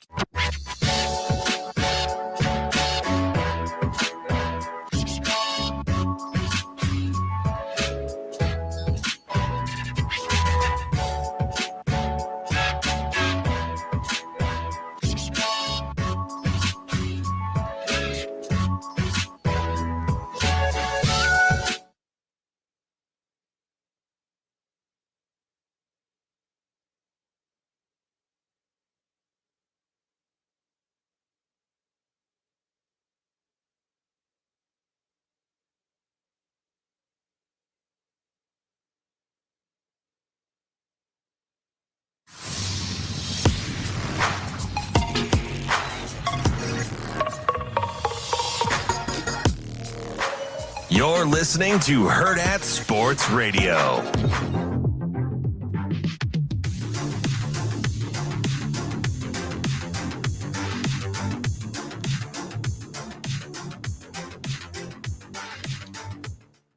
We're halfway through the show here on Hurrdat Sports Radio. We've got your signing day coverage here on AM 590, ESPN Omaha, ESPN Tri-Cities, along with Twitter, YouTube, Facebook. You can be a part of the show. You can call in on the Warhorse Sportsbook hotline, 888-638-4876. I asked the question before the break. This is the most excited you've been for Nebraska football since what? And I asked you to fill in the blank. I know Andrew was thinking about it over the I didn't break. have to think too hard. Didn't have to think I didn't have hard. to date myself. Ken didn't mind dating himself. He said 1992. So Ken's talking about the freshman year of Tommy Frazier. Was he a good player? He was pretty solid. I will take Tommy Frazier. That'll work. If Dylan Raiola has the same career trajectory as Tommy Frazier, I think the state might explode in a good way. That was Ken's answer. TK says he's on an infinite loop of each year being the most excited he's ever been, only to be disappointed. So we appreciate the honesty and self-awareness there, TK. Continue to chime in with yours either on YouTube, Twitter, I'm at Ravi Lulla, or at Andrew Rogers CC. There we go. I can never remember. At it's Andrew not hard. Rogers CC. I know. I may have to change the CC though. You may. You may. You need like 20 stats or you need 20 CCs of Andrew Rogers stat. Yeah, exactly. The most excited you've been for Nebraska football since. I came up with 3. Heath says Sioux 09 was the most recent excitement for football. Good one. And yours is skewed more recent. Obviously, you're from Missouri. You're a transplant here.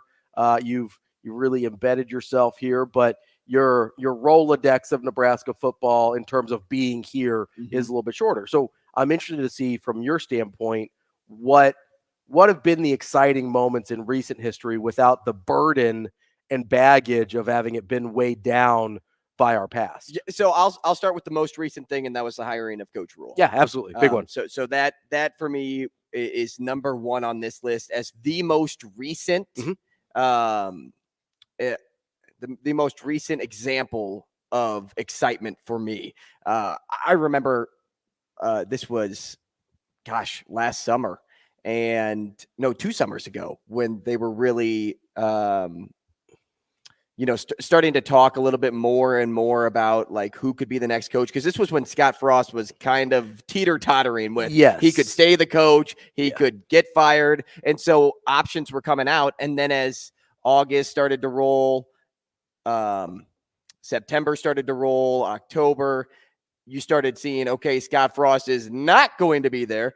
So Joseph he got steps up as the interim. Fired that September. Right. Yeah. It was against it was the week before Oklahoma. Yeah, it was right after Georgia Southern. And that's when also Coach Rule's name came Starts on the popping map. up. Yeah.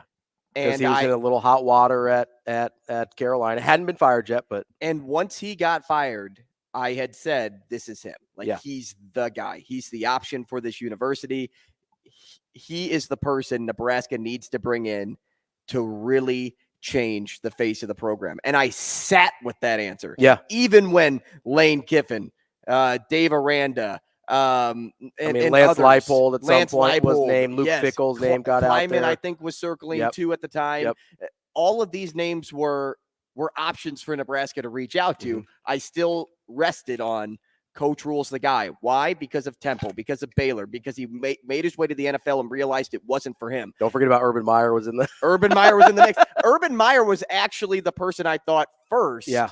Until Rule got fired. Yeah. Well, because this was during the season. Yeah. Right. And I thought Urban Meyer, I said, if you want a coach that wins, it's Urban Meyer. Now, he didn't really fit the culture of Nebraska. Yeah. So that's why I kind of veered off that path. But Coach Rule for me was the most exciting addition because once I saw him step foot on campus and the impression that he made in his opening press conference, I knew that he was going to make it work. And even though season 1 didn't go as planned, think about all the highs that you had in season 1 versus the lows. There were more highs and have been even bigger highs by getting Dylan Raiola to commit in offseason number 2 for Coach Rule. The sky is the limit for him.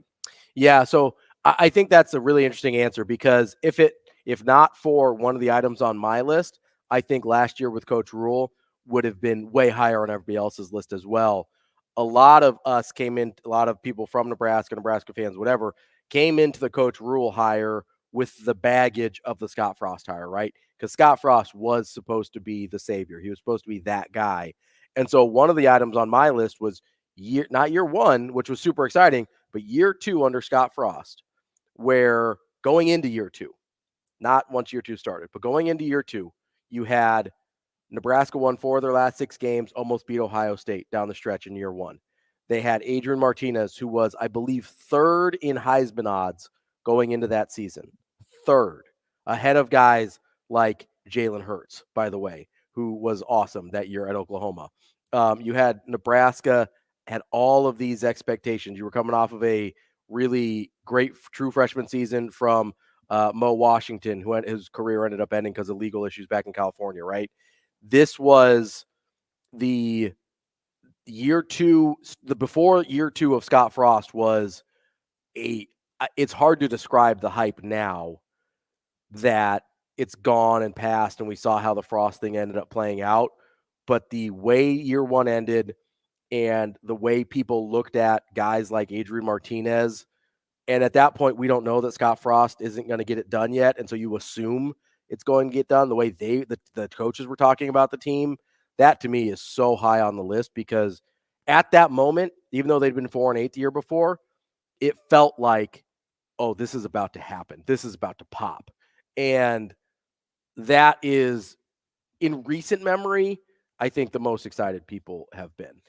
What's number 2? Number 2 on my list, and this goes back just a little, a day or two before Coach Rule got his coach contract. The win over Iowa. Oh yeah, that was a big one. And the reason I think that was huge for this program is Nebraska was in desperate need of something to believe in, and desperate need of something just going well. Yeah. Like, they experienced so much turmoil in Scott Frost's final year. You had Mickey Joseph that, stepped in and did a nice job, but still was working with a team that was kind of just a bunch of misfits on the field. Yeah. You had an amazing wide receiver in Trey Palmer. You had a really nice quarterback in Casey Thompson, but Casey was like going through his own injury struggles that season because he was just taking a beating. And so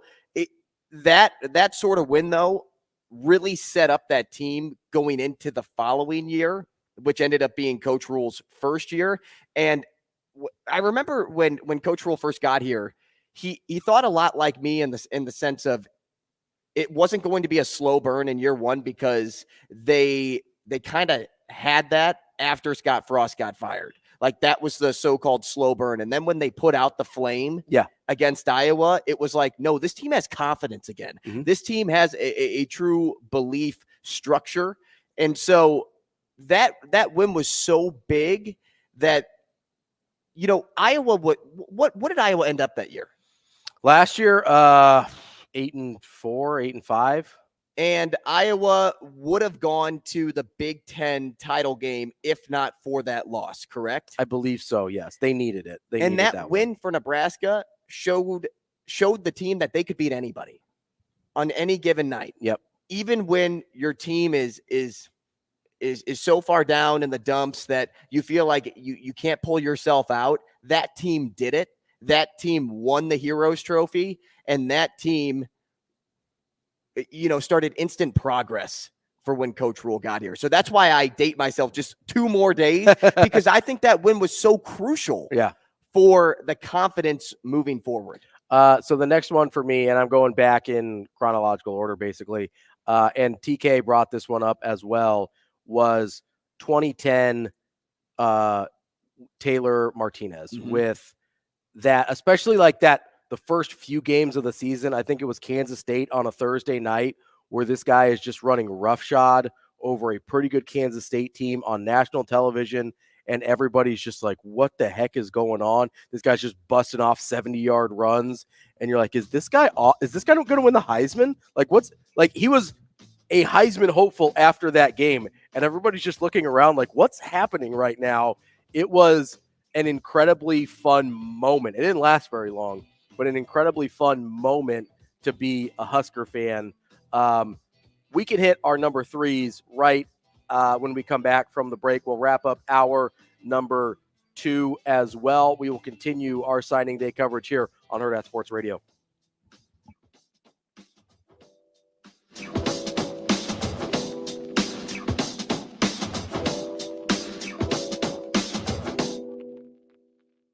We will be back.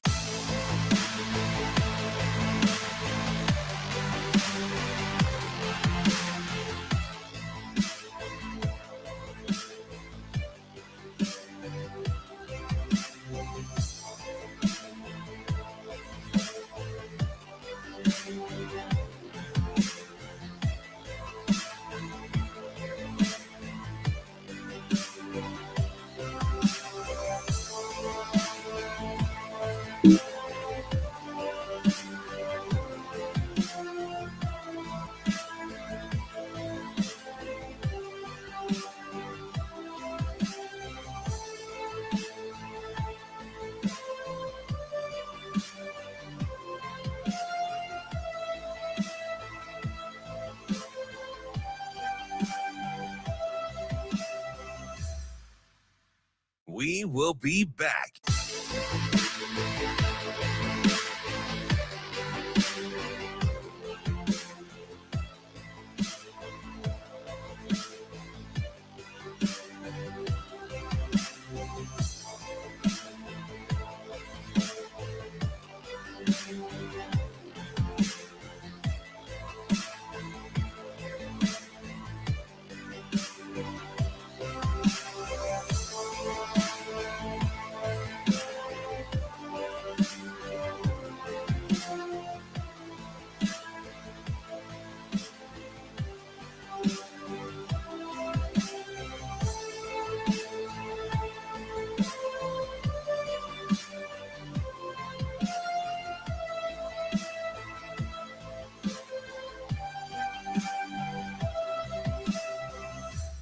We will be back.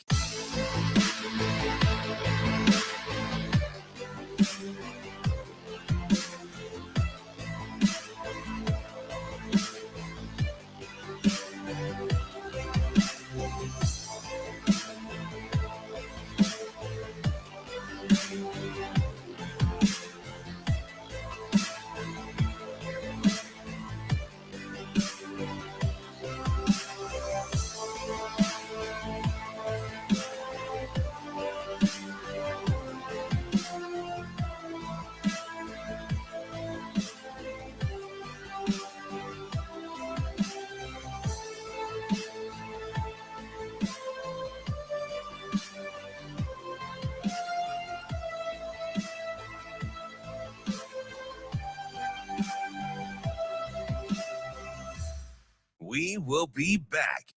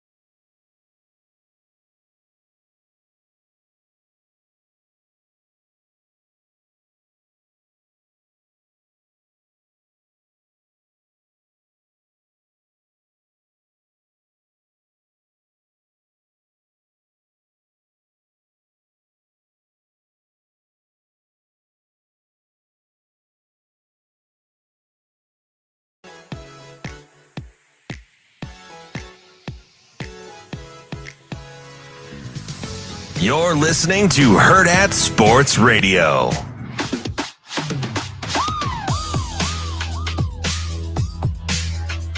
We're wrapping up hour number 2 here on Hurrdat Sports Radio on AM 590 ESPN Omaha, ESPN Tri-Cities.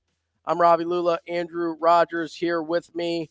We are covering the National Signing Day for Nebraska, and we've had some recruits join us over the phone on that Warhorse Sportsbook hotline. We will have Brian Christopherson, Andy Kendeigh, and Anna Bellinghausen join us on that Warhorse Sportsbook hotline, all in the 9 o'clock hour. But I want to tell you about Warhorse Sportsbook because it's the best place in Nebraska to place your sports bets. You can do it at the casino, at the Warhorse Casino in Lincoln, or at Horseman's Park here in Omaha at 6303 Q Street. You can place bets on nearly every major sporting event. You can place straight bets, parlays, props, live in-game bets, which are my personal favorite, or you can also build your bets on the Warhorse Casino app and then go in person, scan the QR code, and place your bets either at the casino in Lincoln or at Horseman's Park in Omaha. warhorsecasino.com/sportsbook or the Warhorse Casino app for a full list of details and house rules. Warhorse Sportsbook, no bets, no glory. All right, wanted to wrap up our most excited for Nebraska for considering this signing period, considering Dylan Raiola, and we gave our first two. Yours was hiring Coach Rule, beating Iowa last year. Mine was year 2 of Frost and 2010 Taylor Martinez as a redshirt freshman when he was lighting the world on fire. What is your third and final entry into this most excited since? So I know everybody was dating themselves back to Sue in 2009, and this is where I'm actually going to date myself. Okay. But now I didn't watch it happen live, but I have watched it since because I absolutely freaking love what position on the field, Ravi? Kickers. I love kickers. Loves kickers. How about Alex Henry's 57-yard field goal? Against Colorado? How about that kick? And the celebration that ensued after the kick. Do you know how hard it is to kick a 57-yard field goal? Pretty hard. It's not easy. In the cold? And Alex Henry did it. He did. And then Alex Henry went on to be a 4th-round pick to the Eagles. He had a good NFL career. I'm telling you, man, the kicker position, I absolutely love it. And look, I know Tristan Alvano had his freshman woes this season. A little bit, yeah. But he's really gonna figure it out. Like, don't be alarmed by what you saw out of Tristan Alvano this year. The way he prepares, the way that he operates in a game, he'll be unfazed going into year 2. Tristan Alvano is a dude, and I really believe you're going to see him turn the page into his sophomore season. But Alex Henry is the third moment for me. So, it's funny. The third moment for me actually goes to a play directly after that Alex Henry kick, which is Ndamukong Suh in 2009, where people kind of forget. I'm almost positive, unless I'm conflating two games, I don't think I am. I'm almost positive after that Alex Henry kick that gave Nebraska the lead, appeared to be the game winner. Colorado had some time. They were trying to come back and take the lead again, and the coach's son, Cody Hawkins, threw an interception to Suh. Suh then ragdolled him on the way to the end zone as Cody Hawkins was trying to tackle him. Watching Ndamukong Suh in 2009, he was really awesome. Was one of the more satisfying football fan experiences of my life because you could count on it. That's one of the things that I don't think give enough credit to greatness is how much you can count on it. You can count on the consistency of they're going to perform every single time out. And Ndamukong Suh was that guy. You knew he was going to make the big play. You knew he was going to just throw offensive linemen back into their quarterback. You knew he was going to be that dude, and he delivered every single game. And watching him, honestly, that Texas game where he was the best player on the field against a team that was going to go play for a national title, against a team that had Colt McCoy on it. He was the best player on the field, and it wasn't even close. Watching Ndamukong Suh in 2009 was one of the more exciting times in recent history to be a Husker fan. Heath brought up an interesting point about how we all kind of skip over year 1 with Scott Frost and when he got hired. I agree that when he got hired, there was a ton of hype. The reason I went with year 2 was because after the way year 1 ended and the way we saw that Adrian Martinez looked like he was going to be a super dude, and he ended up having a nice career, right? But I think after that freshman year, we all expected more. The hype going into year 2, I think, was even higher. I didn't want to put 2 Frost entries on the list, so I went with the one that I thought was even greater. But it's a fair point from Heath that the hype of Frost being hired was enormous as well. Headley says, Ravi, hear me out. What if we never lose another football game in our lifetimes? That would be pretty cool. I'm not going to lie to you. I'm not anticipating that. I'm not going to. Am I confused, or did I read that same comment yesterday? Probably. It's been on my Twitter a couple times as well. Heath says people forget that having Jared Crick on that line helped Suh do his thing. It certainly did. Jared Crick was a really nice player in his own right. Ended up being, I believe, a 4th-round pick to the Houston Texans. Probably would have been higher, but I believe he tore his tricep, either his tricep or his pec as a senior And so that messed up his draft stock a little bit. But Jared Crick was a really good player in his own right. So in a nutshell, the last 15 years, like the 5 best things has been Sue 09, Taylor Martinez 10, the hiring of Scott Frost, the hiring of Coach Rule, the Iowa win, and then the last week with Raiola.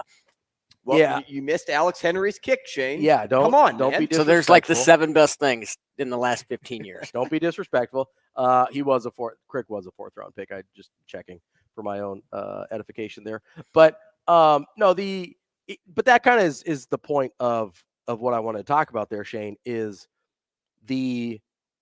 I've said this a couple times. I genuinely think Dylan Raiola signing with Nebraska is the biggest win of the 21st century for Nebraska. Easily. Well, what did I say to you in the break? I'm reading on ESPN's page for the National Signing Days things to watch. Mm-hmm.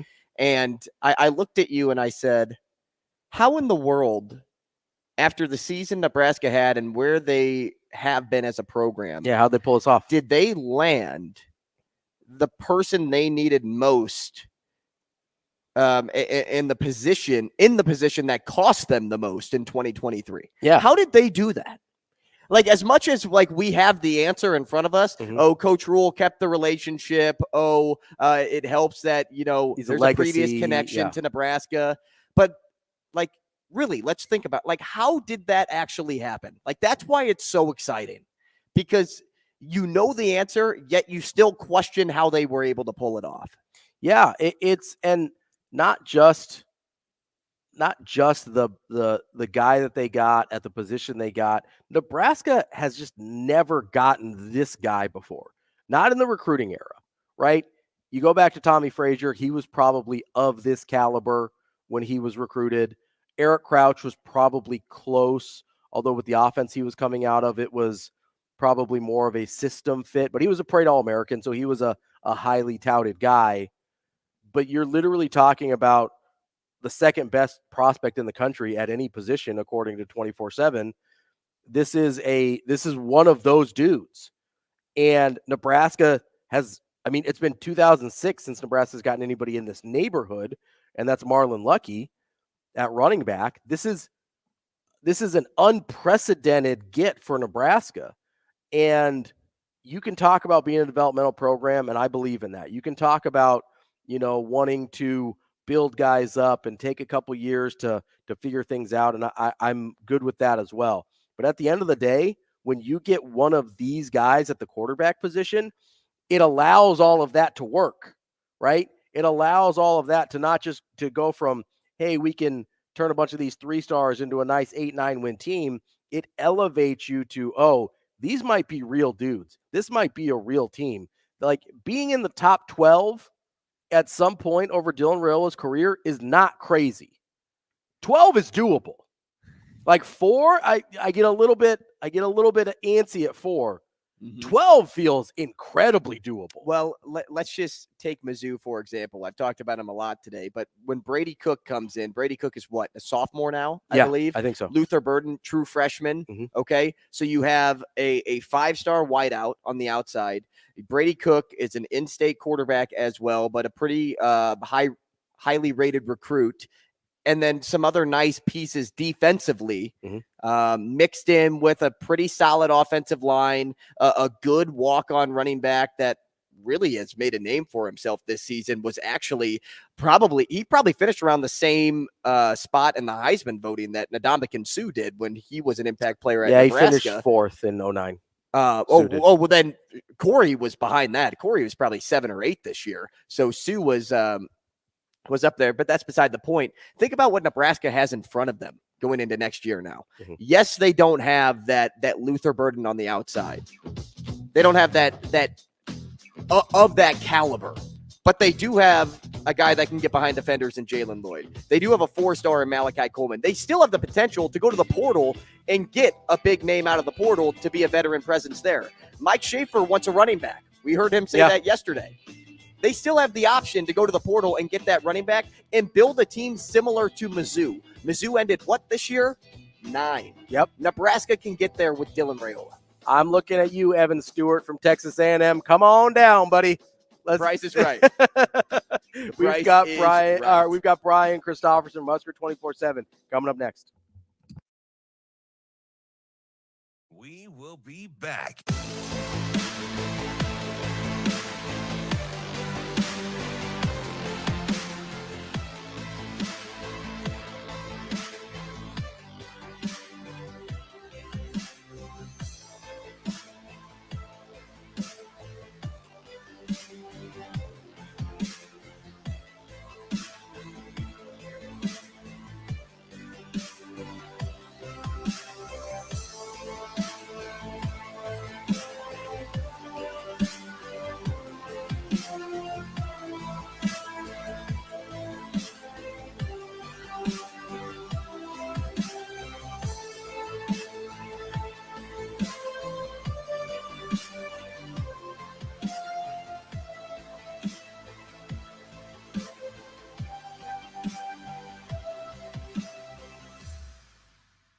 We will be back.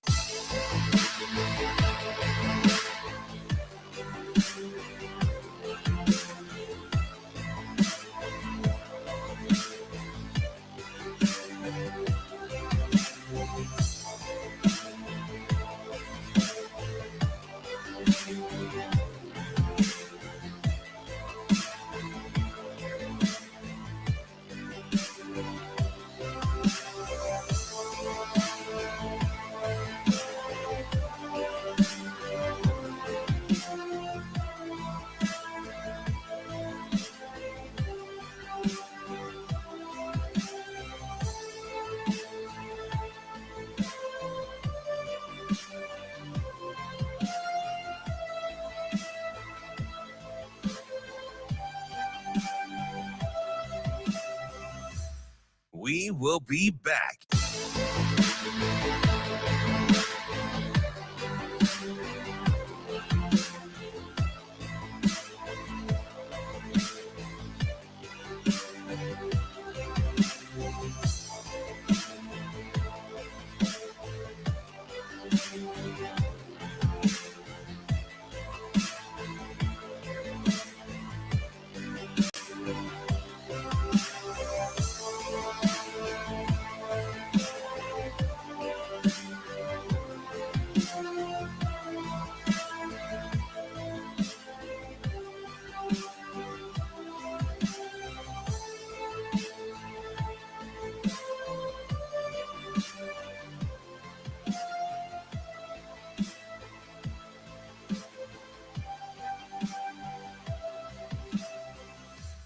We will be back.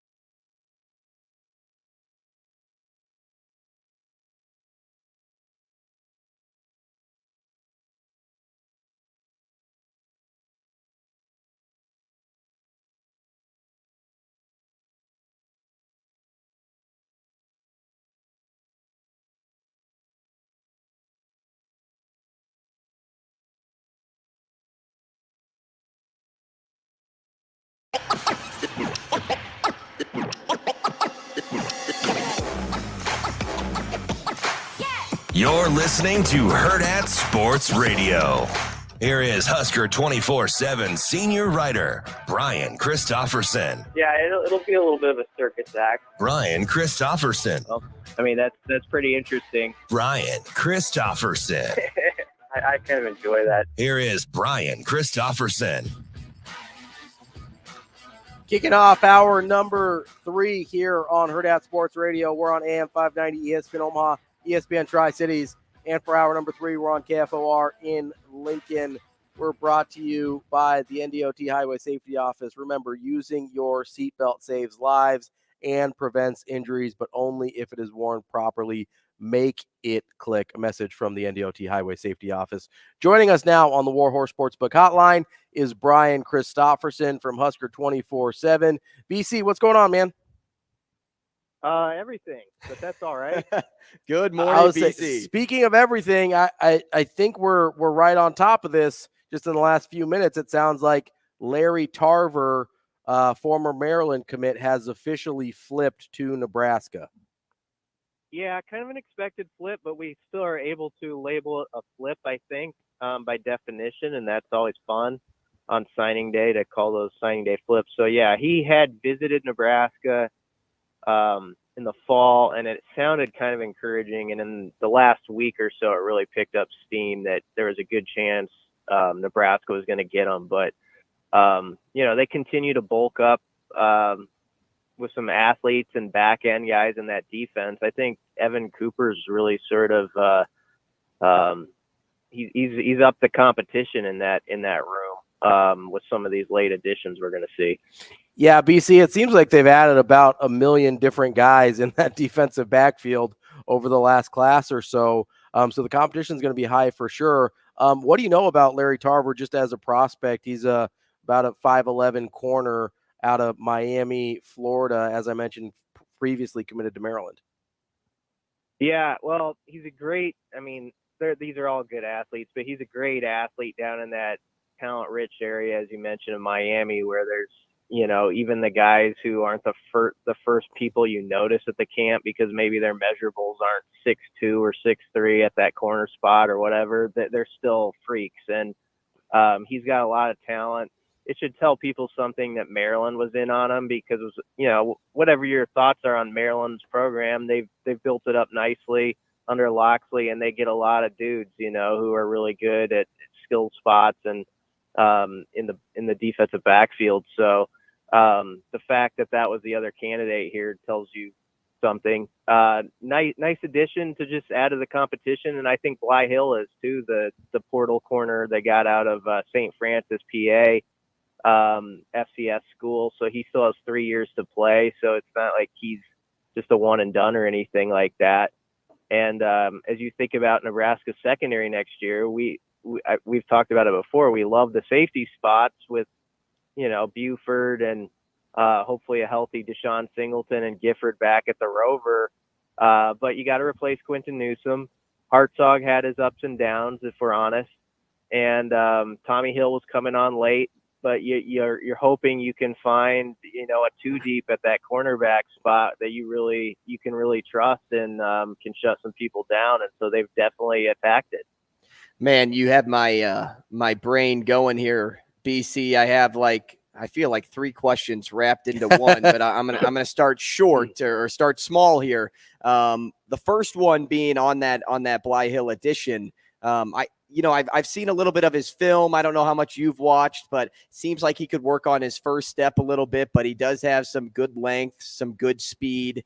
And then a follow-up to that, as you look at that defensive back position, that group, we know that Caleb Benning signed over to Nebraska this morning as well.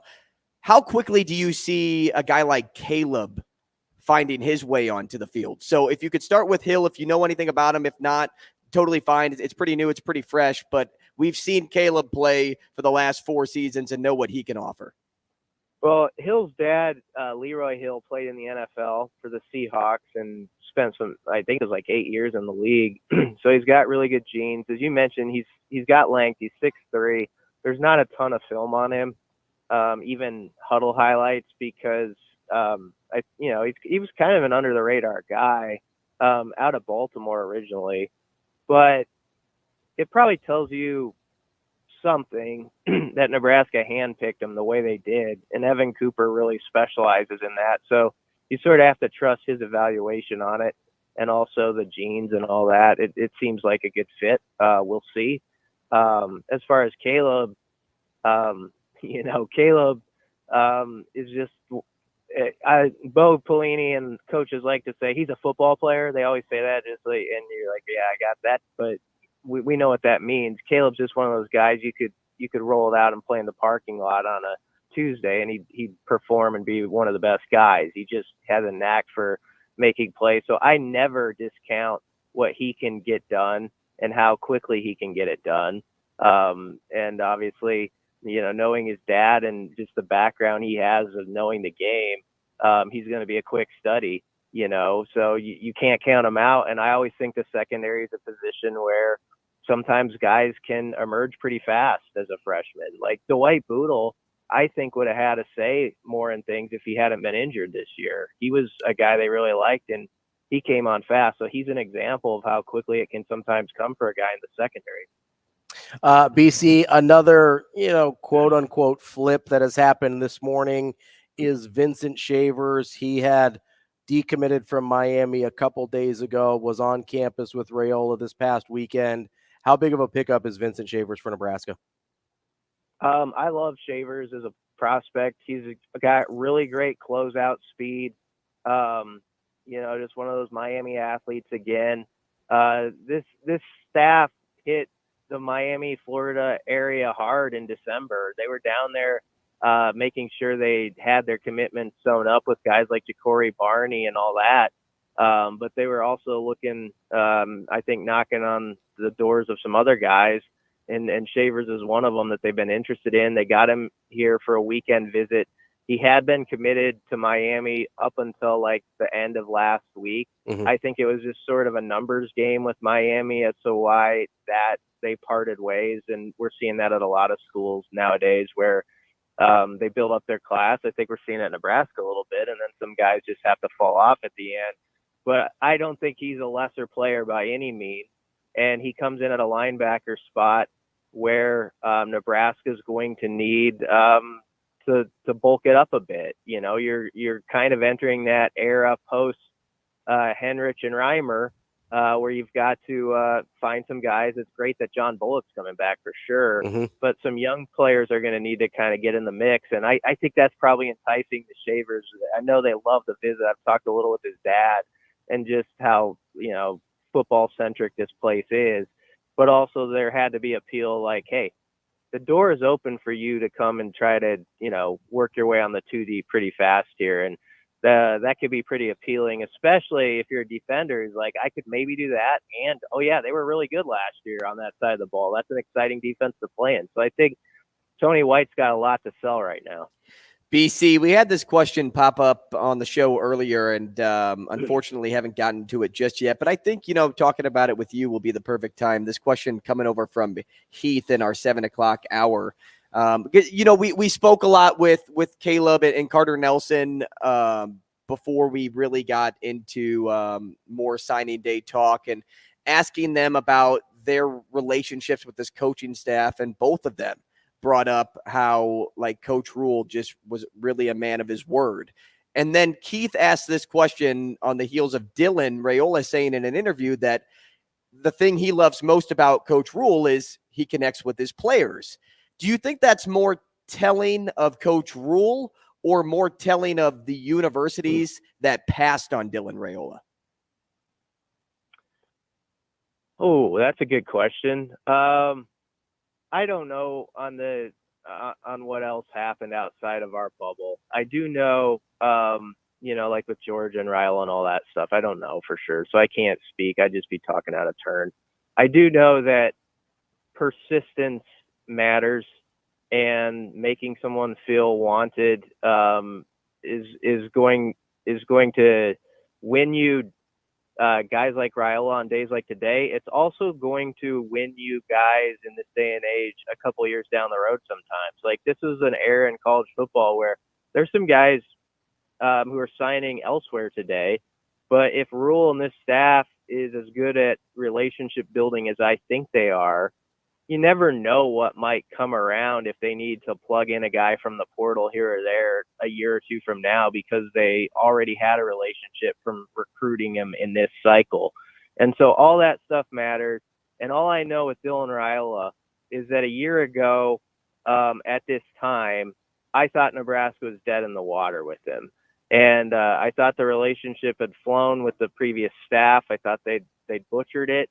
And it was Rule and his staff that laid a foundation in that first month they were here, and they had all their assistant coaches go and visit them in January. No other staff had done that. Obviously, his uncle's a coach, so that means something. We can't play naive about it. But I think that first month on the job, we'd be remiss to not go back and say that Rule and his staff sort of recalibrated the Raiola situation with Nebraska that gave them a chance in this final month to have happen what happened. Well, BC, to be fair, we're talking with Brian Christopherson from Husker 24/7. That wasn't just your perception of the situation, right? Like, the previous staff did butcher that relationship. Like, that's not really a secret at this point, right? Like, that's the actual position they were in. Well, yeah, I don't think it went well at the top with the head man, the last head man and the recruitment of them. But what's done is done, and there was time to get that one off the ground again, and this new staff did a good job with it. So yeah, I think Rule definitely.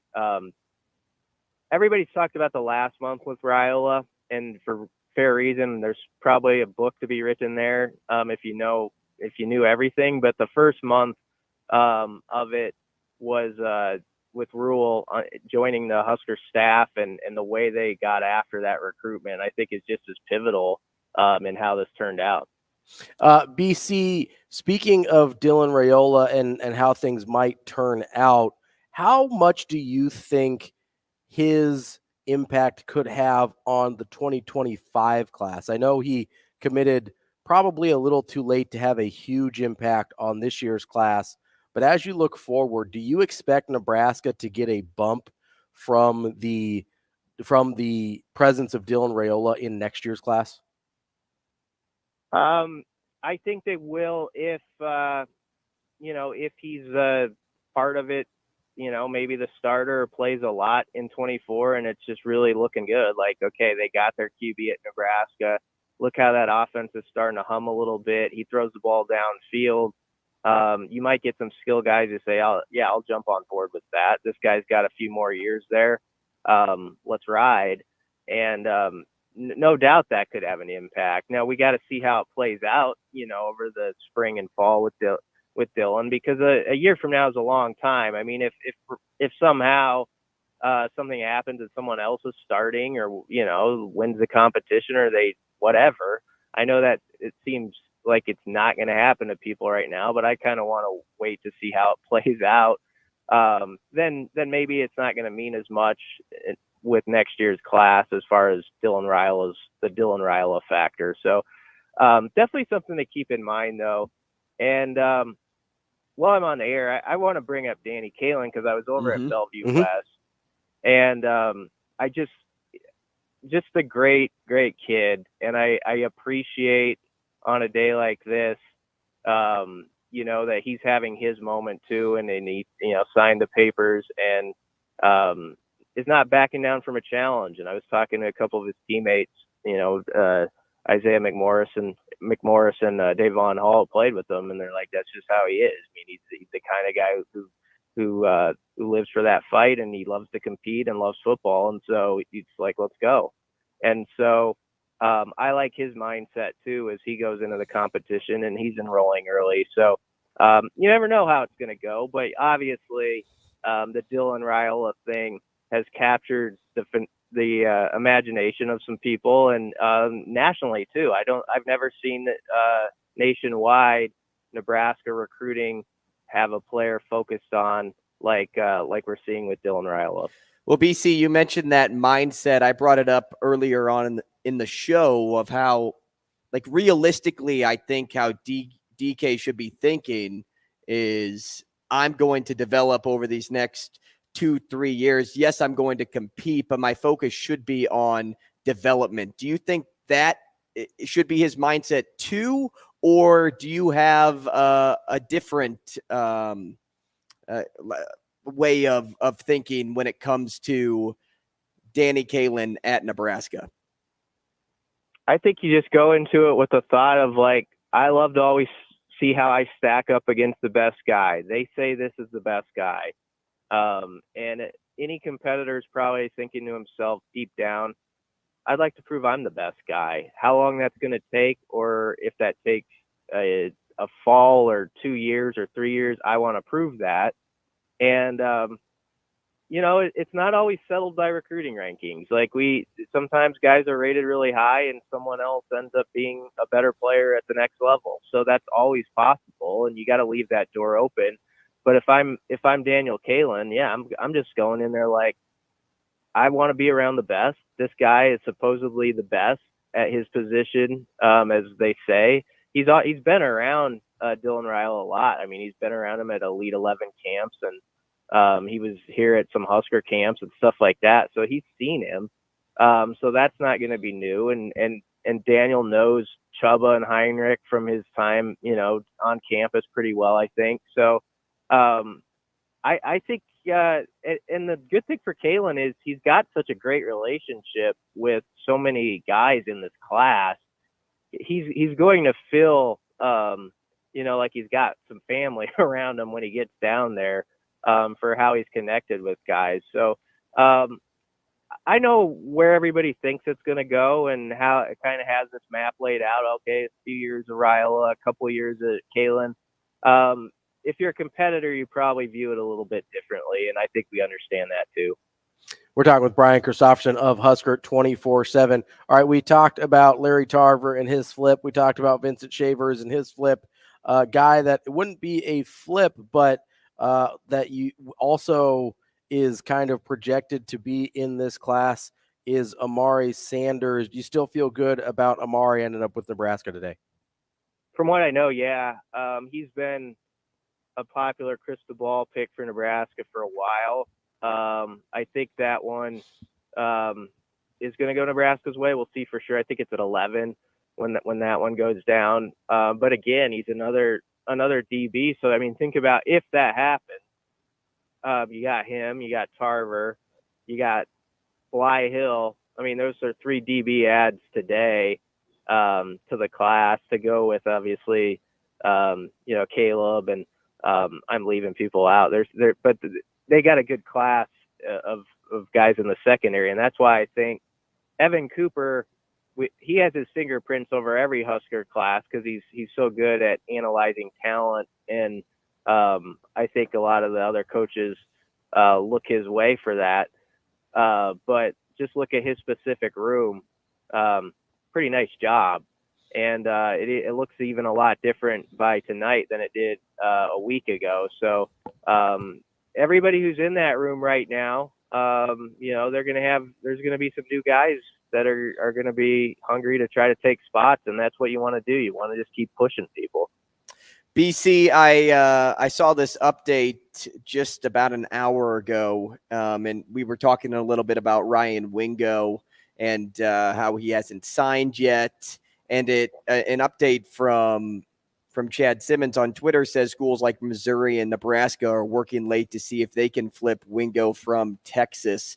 Mizzou, being as they are the state school, probably has a better edge than Nebraska. But are you hearing anything on the Ryan Wingo front in connection to Nebraska?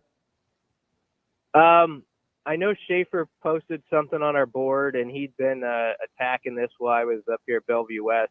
And I think the belief is it's going to be difficult. So I think it's kind of a long shot, but it's not over till it's over. And then you asked about the Raiola effect.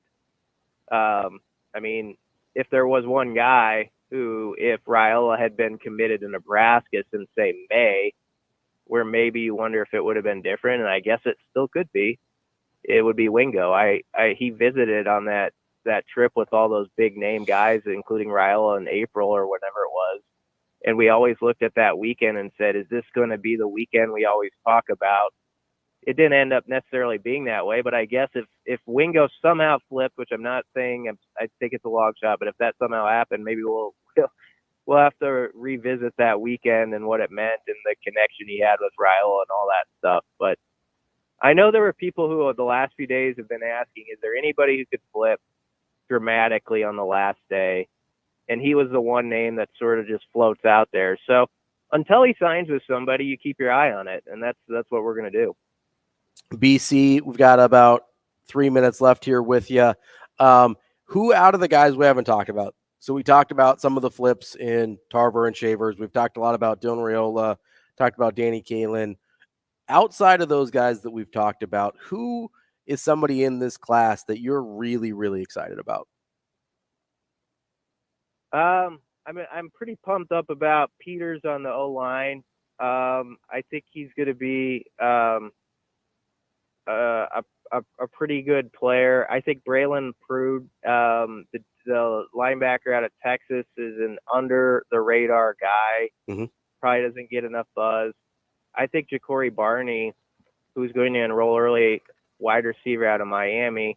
Some would say he's not underrated, but I don't think he gets talked about as much as other guys. He's got to bulk up a little bit, but I talked to him last week. He's come into his ideas. He's going to play in 24. That's like one of those kids who's just like, yeah, I'll be out there sort of deal. So Ja'Cory Barney could be an interesting one to follow, but you could do it with this class. It's interesting. There's like 12 to 15 guys you could pick out, and someone could say, oh, that's my under the radar guy.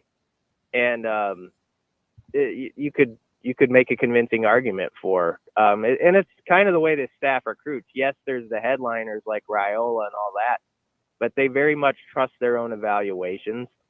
Roger Gradney's a guy who he has some 4-star status, but he doesn't get a ton of buzz, and he's just a great athlete that could probably play either side of the ball if you wanted him to. So there's all sorts of guys like that. And then if you want someone who just like has proven it this year, Keelan Smith. I wrote about him last night, the player of the year in Missouri. I mean, Neil Smith's son. The year he had as a receiver / tight end was incredible, leading his team to its first state title. So Keelan Smith, as far as guys in this class who had the best senior year, I'd say he had as good as any. BC, I'm going to try to rush this one in. Got about 30 seconds because I was thinking about this away from Dylan Raiola. Who presented the biggest recruiting battle in your eyes and ended up being the biggest recruiting win because of it? Oh, man, that's going to be a hard one. And I'm trying to think. Putting you on the spot. Yeah. I'm not going to come up with a good answer on the spot. So and I hear the music, so I'll think about that for next week. But my man, I'll save it. All right, we'll save it. I like this class, and I like you guys having me on. I always appreciate it. We appreciate you, BC. That's Brian Christopherson, Husker 24/7. BC, thanks. We won't talk to you next week because we'll be gone, but we will have you 2 weeks. We'll have you back in a couple weeks. Happy holidays, BC. We appreciate you.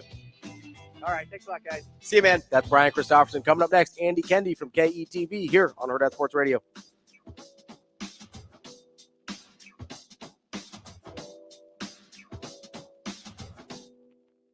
We will be back.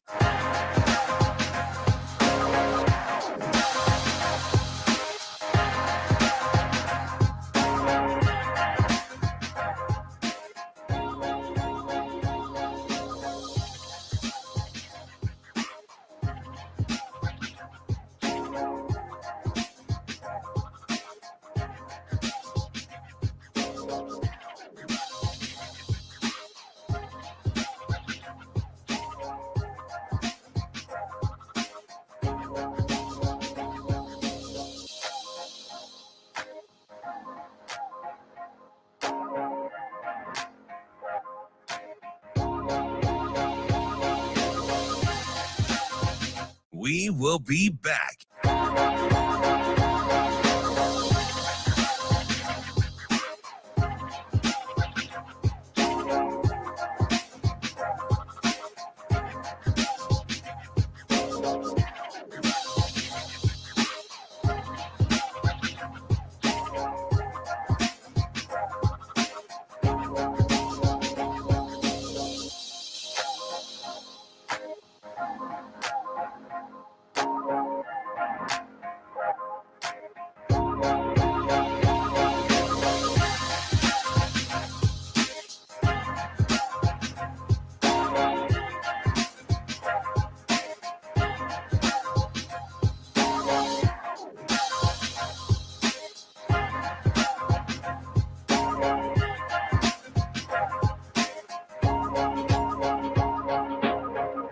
We will be back.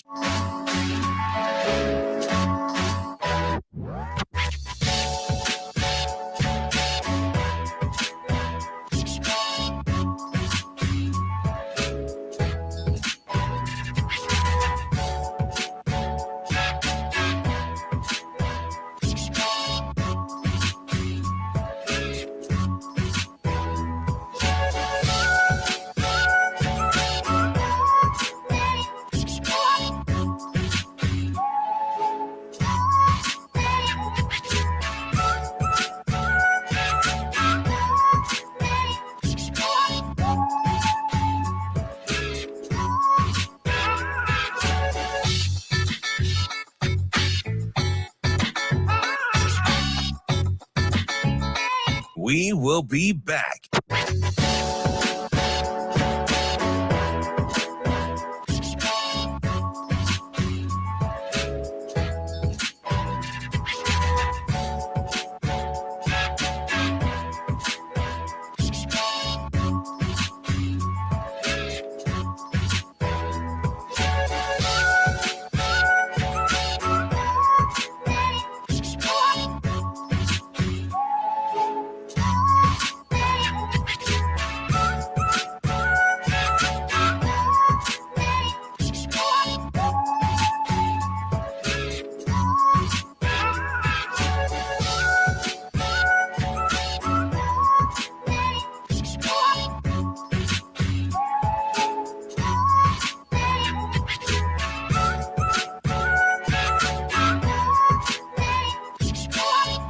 We will be back.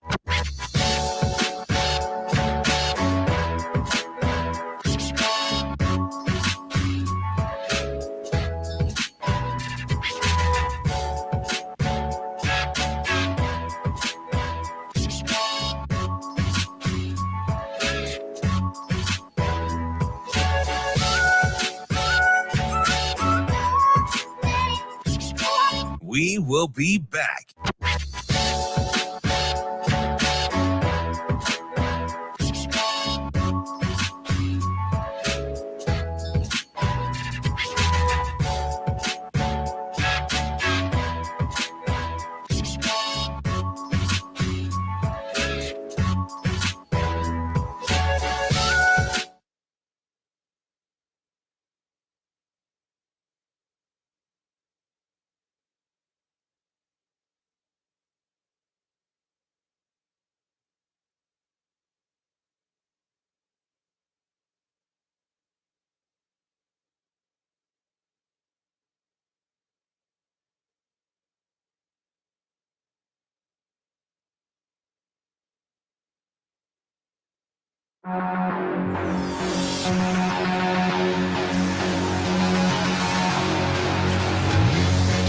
You're listening to Hurrdat Sports Radio.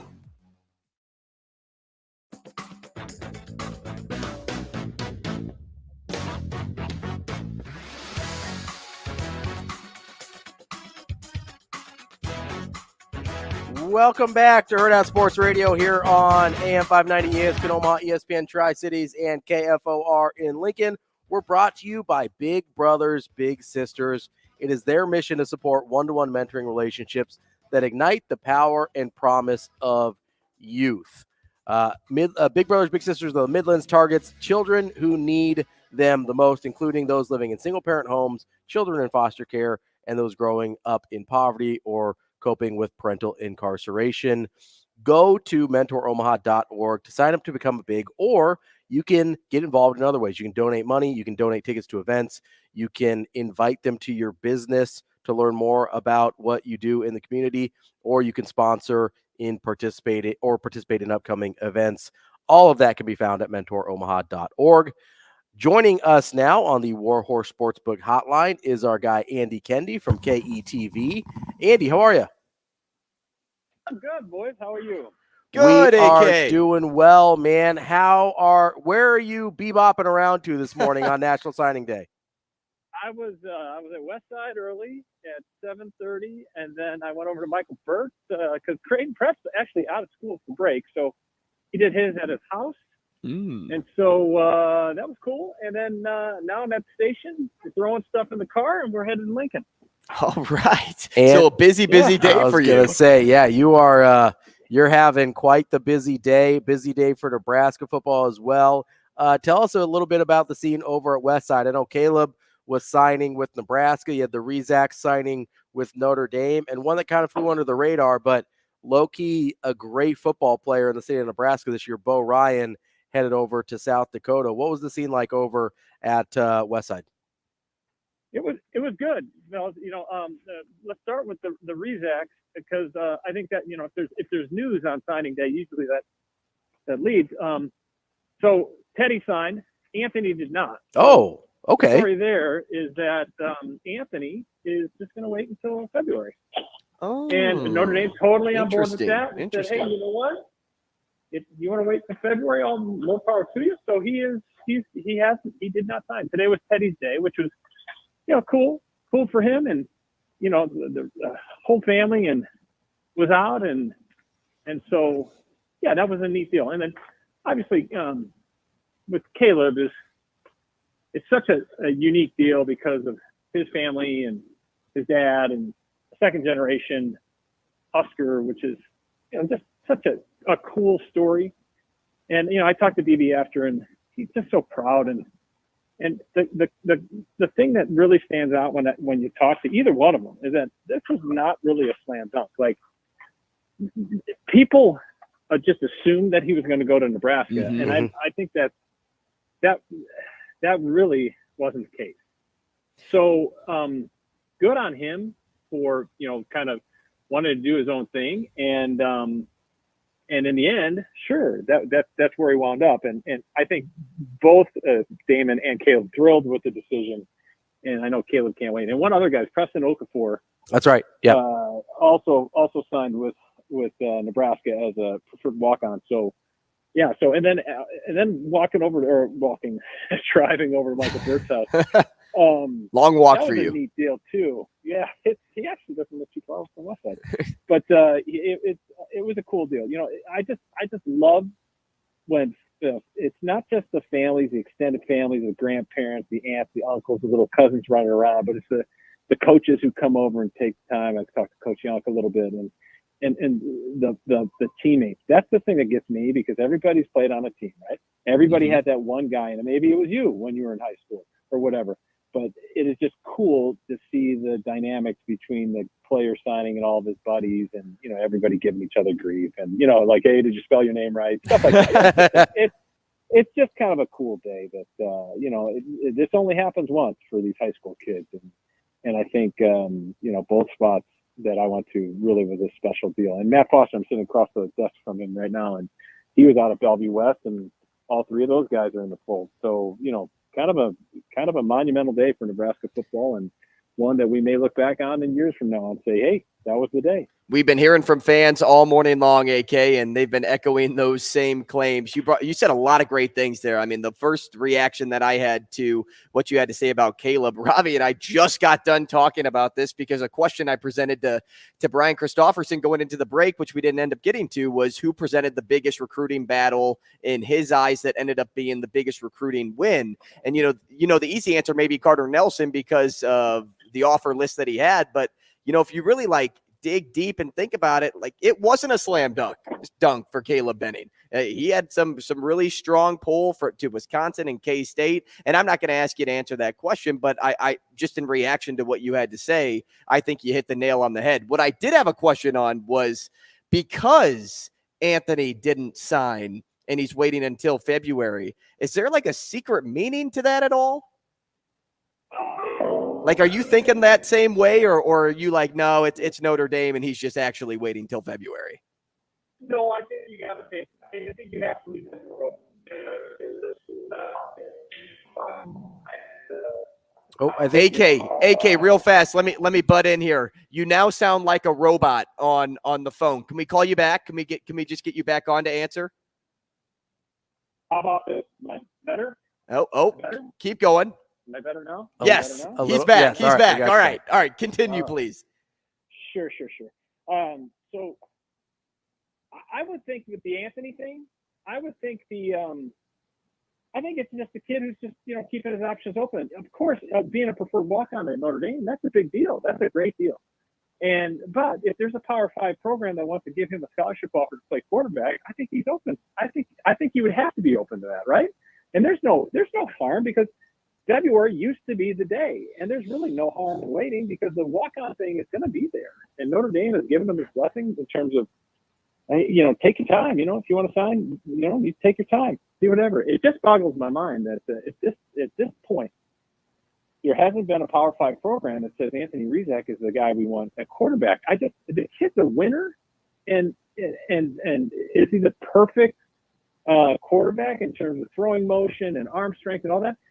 No, but who is, right? So all I know is that what he did in high school was spectacular, and he's a proven winner. And it's a head scratcher to me that more schools aren't on this kid.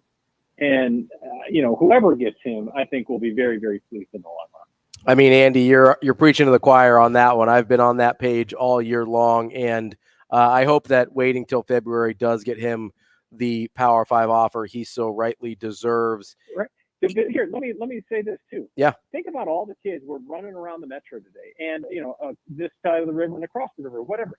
The player of the year in the state of Nebraska is Anthony Rizak. Mm-hmm. I mean, there's something to that. And granted, he's playing on a great team, but they're a great team in part because Anthony Rizak is running the show, right? I mean, that's the thing. That's the thing that that there's some disconnect with me. Like, how is this? Why? It just doesn't make something. Just doesn't make sense, and that's one of the things that is puzzling to me, and it will continue to be. Well, especially with his athletic profile. I mean, it's not like he's a 5'9" guy that runs a 5'6" 40, and he just happens to be on a really good high school team. Is a 6'4", 200-pound kid that runs in the 4.5s. Like, this is a high-level athlete at the quarterback position that, like you said, has done nothing but win essentially at the high school level. So yeah, I'm totally on the same page with you, Andy. One other thing I wanted to get to before we let you go, I know that I'm not sure if you'll be there tonight, but I think I saw Matt Foster will be out there tonight at the Creighton game for the Doug McDermott jersey retirement ceremony. Just in the grand scheme of Creighton basketball and all this, how big of a deal is this that Doug McDermott kind of finally gets his moment to look back and honor his contributions to the program? I think it's great and well-deserved and a long time coming. And I know a lot of it had to do with scheduling in terms of getting Doug on the same page in terms of when is there a game that makes sense. You know what I mean? Yeah. Like if your guy's playing in the NBA, it's not always going to be smooth sailing. So you got to figure out a day. And, because of this break between a game in Chicago and the game in Milwaukee, they were able to get him there on a day that is really a big deal for Creighton basketball as a whole. Mm-hmm. So I think it makes sense. He will go down as the greatest Creighton basketball player to have ever played for the Blue Jays, and he deserves it. I mean, he is what Creighton basketball is to this generation, and did nothing but shine a positive light on the school. And I don't think it's overstating it that Creighton isn't in the place they are today without the contributions of Doug McDermott. 100%. Andy Kendeigh from KETV, we appreciate you taking time out of your crazy busy day to join us. Enjoy the rest of your day, and we will talk to you again soon. Happy holidays as well. All right. Happy holidays to you, fellas. See ya. That's Andy Kendeigh from KETV. Coming up next, we will talk to our very own Anna Bellinghausen as we wrap up the signing day spectacular version of Hurrdat Sports Radio. Big day for Nebraska football. We will wrap up the show next here on AM 590 ESPN Omaha, ESPN Tri-Cities. We will be back.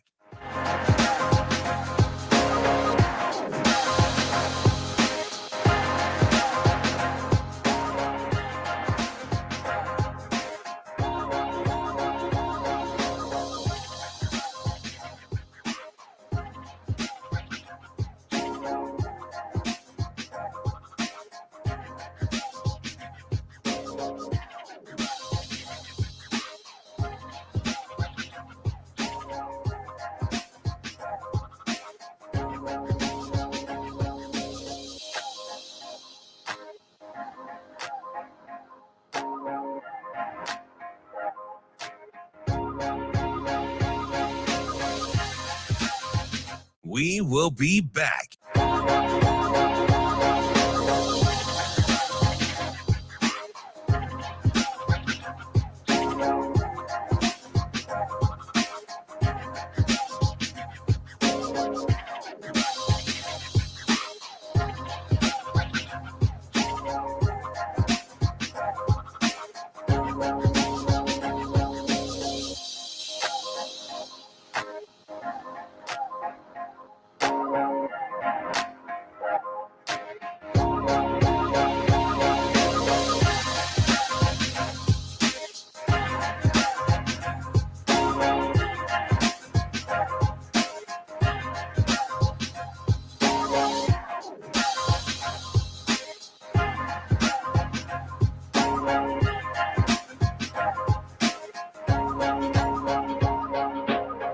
We will be back.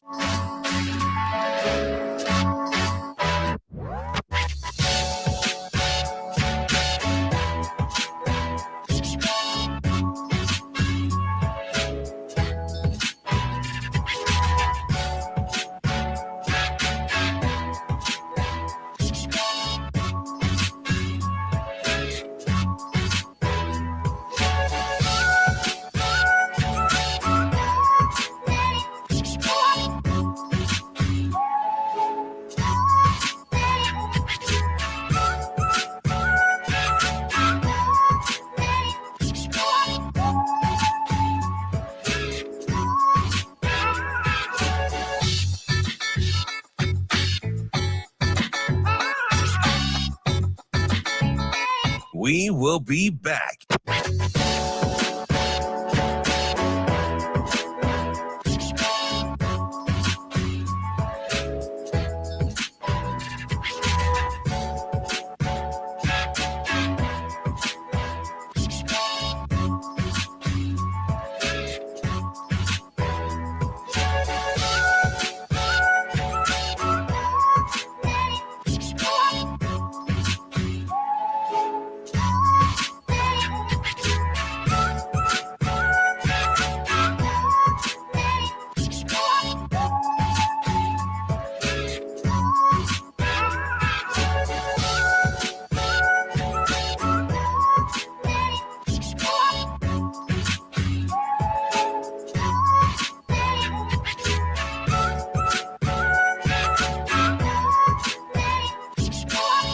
We will be back.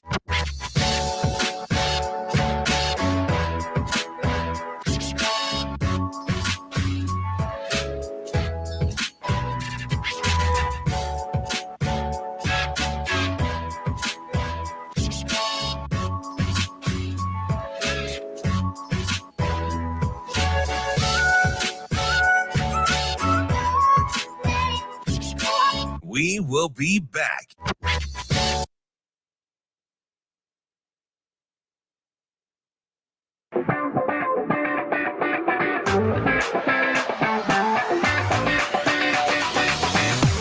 You're listening to Hurrdat Sports Radio.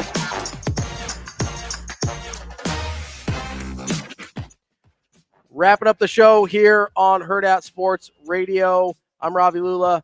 Andrew Rogers here with me. We're on AM 590, ESPN Omaha, ESPN Tri-Cities, and KFOR in Lincoln. We are brought to you by our friends at Dyer Law. If you've been hurt in a personal injury accident, you can count on the Dyer Law team to provide you with a helping hand when you need it. No matter what you're dealing with, call the Dyer Law team at 402-393-7529 or visit dyer.law to chat with trusted professionals about your personal injury claim. That's DYER.law.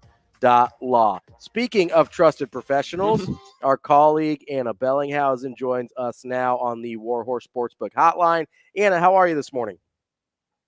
I really like that title. I think I'm going to change my own title to Trusted Professional. I love that, Robbie. Seems like some people in Hurrdat Sports like to create titles for themselves. So I need to create my own title. We'll figure it out. A radio host isn't good enough anymore. We'll figure something better out. I don't know if I can call AB a trusted professional, though. Like sometimes, like, it's spotty.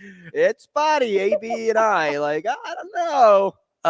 Anna, as we kind of go through signing day, I know that it's not necessarily your primary beat, but I know you stay tuned in to everything going on. How kind of just exciting is it being part of, a sports media team? I know that we're putting out a ton of content for signing day as well.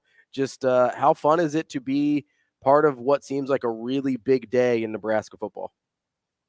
Yeah, it is really exciting. I mean, you look at the recruiting class as well, and it's just full of stars. And honestly, just to see all the hype around it, I think it just gets you excited for football, especially in the absence of a bowl game, something that we can kind of, get excited about for next season and look forward to the spring game and the first game of the season. And of course, get Nebraska's hopes high again. I mean, what else is there to do every single year anyways? But no, it's great to see, and the coverage has been awesome. Also, I want to give a shout out to the Husker Twitter, etc., their social media. Mm-hmm. Those NCAA football EA videos have been insanely good.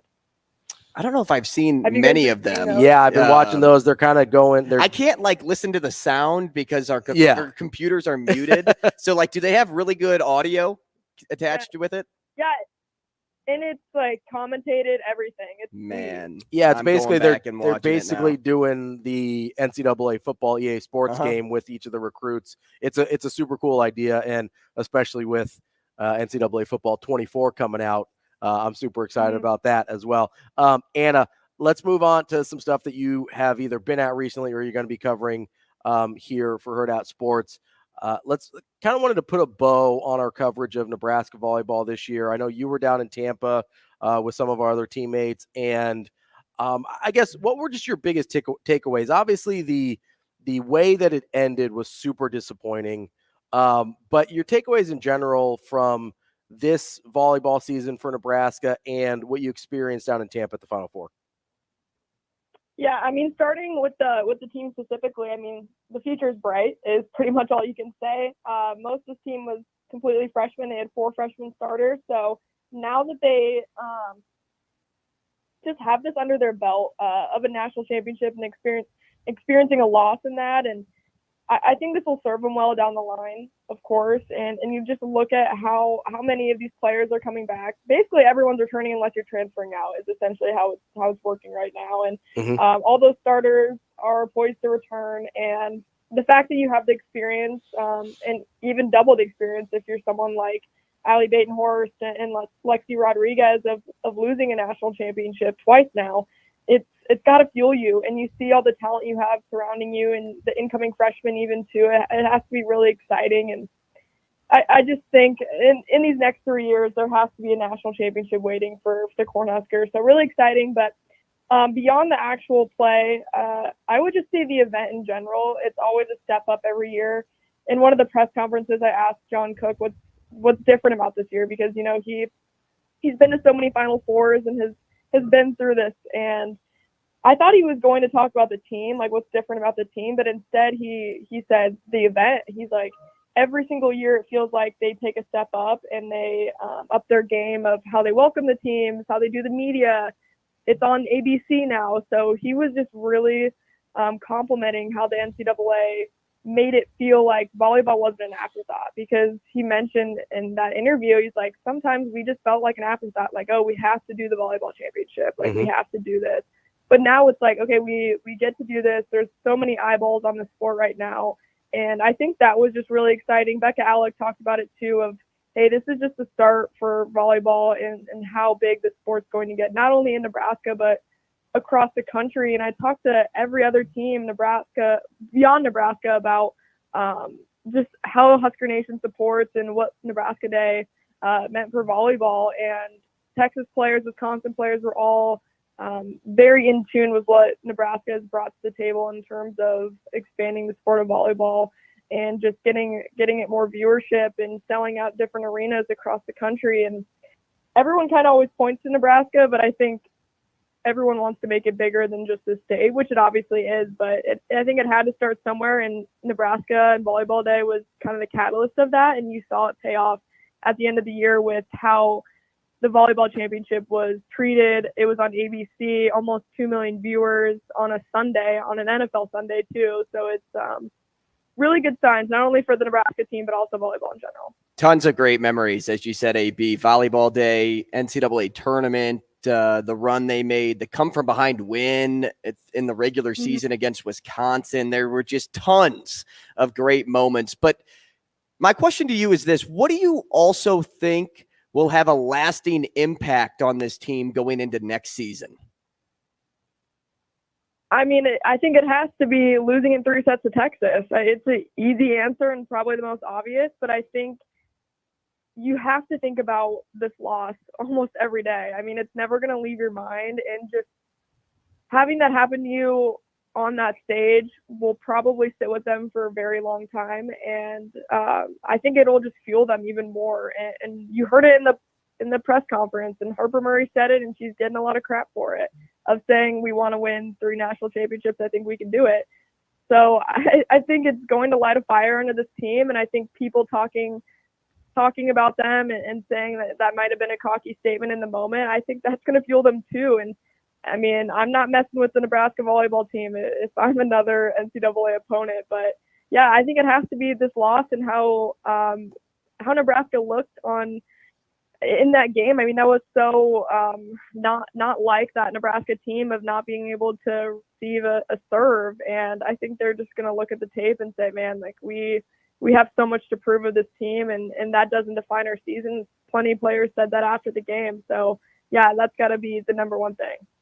We're talking with Anna Bellinghausen of Hurrdat Sports. Just a few minutes left with you here, Anna. So I want to switch gears to Creighton basketball a little bit. Obviously a huge win for them over the weekend. I know you weren't able to be there because you were in Tampa, but I assume you will be at the game against Villanova tonight as they go to retire Doug McDermott's jersey. As Creighton starts off Big East play with this huge matchup against Villanova, how would you grade their early, say, the first third of the season so far? Yeah, I mean, you look at those 2 losses and they're games that you wish you could have back, of course, but I also think back to last year. This team lost 6 games in a row and still went to the Elite Eight. So I don't think there's any sort of panic for Greg McDermott. I don't think there's any panic within the team. And I mean, if I gave it a letter grade, it'd probably be around a B. And I think there's room for improvement, of course, in the losses. And even against Alabama, I mean, you lose Ryan Kalkbrenner there, and you have to find ways to protect the rim. And I think that's going to fall on the shoulders of Fred King. And I think we might see a limited Ryan Kalkbrenner tonight. So that's going to be a big question mark of how can Fred King step up and how can other players step up to protect the paint. But yeah, I think it's still a great start for McDermott and company, and they've done, I think, a great job to this point, maneuvering through that non-conference schedule and getting the wins they should have gotten, but also, you know, you look at ones that you wish you could have back, but that's okay, and that's part of the season that they're in, of course, with the non-conference slate and finding out who they are, what works, what doesn't work, and now I think they have a good grasp on, hey, this is the things that we do that make us lose. And now they can kind of snowball that into conference play, and they face a really good Villanova team that has their bad nights too, but has also beaten North Carolina and Memphis, top 25 teams. So it's a team that might be a little confusing just of their caliber that they're at, but you know that it's a team that can beat you on any night, and a team that Creighton can go out and beat as well. So I think they can't take Villanova lightly, and I don't think they will, but it's going to be an electric night at CHI. You mentioned the Doug McDermott retirement, and there's going to be a lot of emotion, so we'll see how they handle it. Jersey retirement. He's still going to be playing for the Spurs after tonight. Yes, jersey retirement. They're not retiring the man. Yeah, they're not like putting him out to pasture or anything. Anna, we appreciate your time. We love talking to you as always, and we will catch you again. Catch you on the flip side. Catch you on the flippity flop. All right, Anna, we'll talk to you later. Thanks, guys. That's Anna Bellinghausen, our Hurrdat Sports colleague. We appreciate Anna and her time. They put out a ton of great content from the Final Fours. Her, Jacob, John, and Kyle did a great job down there in Tampa, so we appreciate them for sure. That is our show for today. Tomorrow, we will be back. Have a great lineup for you. We will recap. Maybe we'll have some surprises from Ryan Wingo today. Maybe, I don't know. That'd be crazy. That would be crazy. I think that might lead the show if that happens. But we will recap signing day. We also have our regular Thursday guests as well. We'll have a great show for you. Appreciate everybody chiming in on AM 590 ESPN Omaha, ESPN Tri-Cities, and KFOR in Lincoln. And, of course, Twitter, YouTube, and Facebook. We'll have more Hurrdat Sports Radio tomorrow. Adios.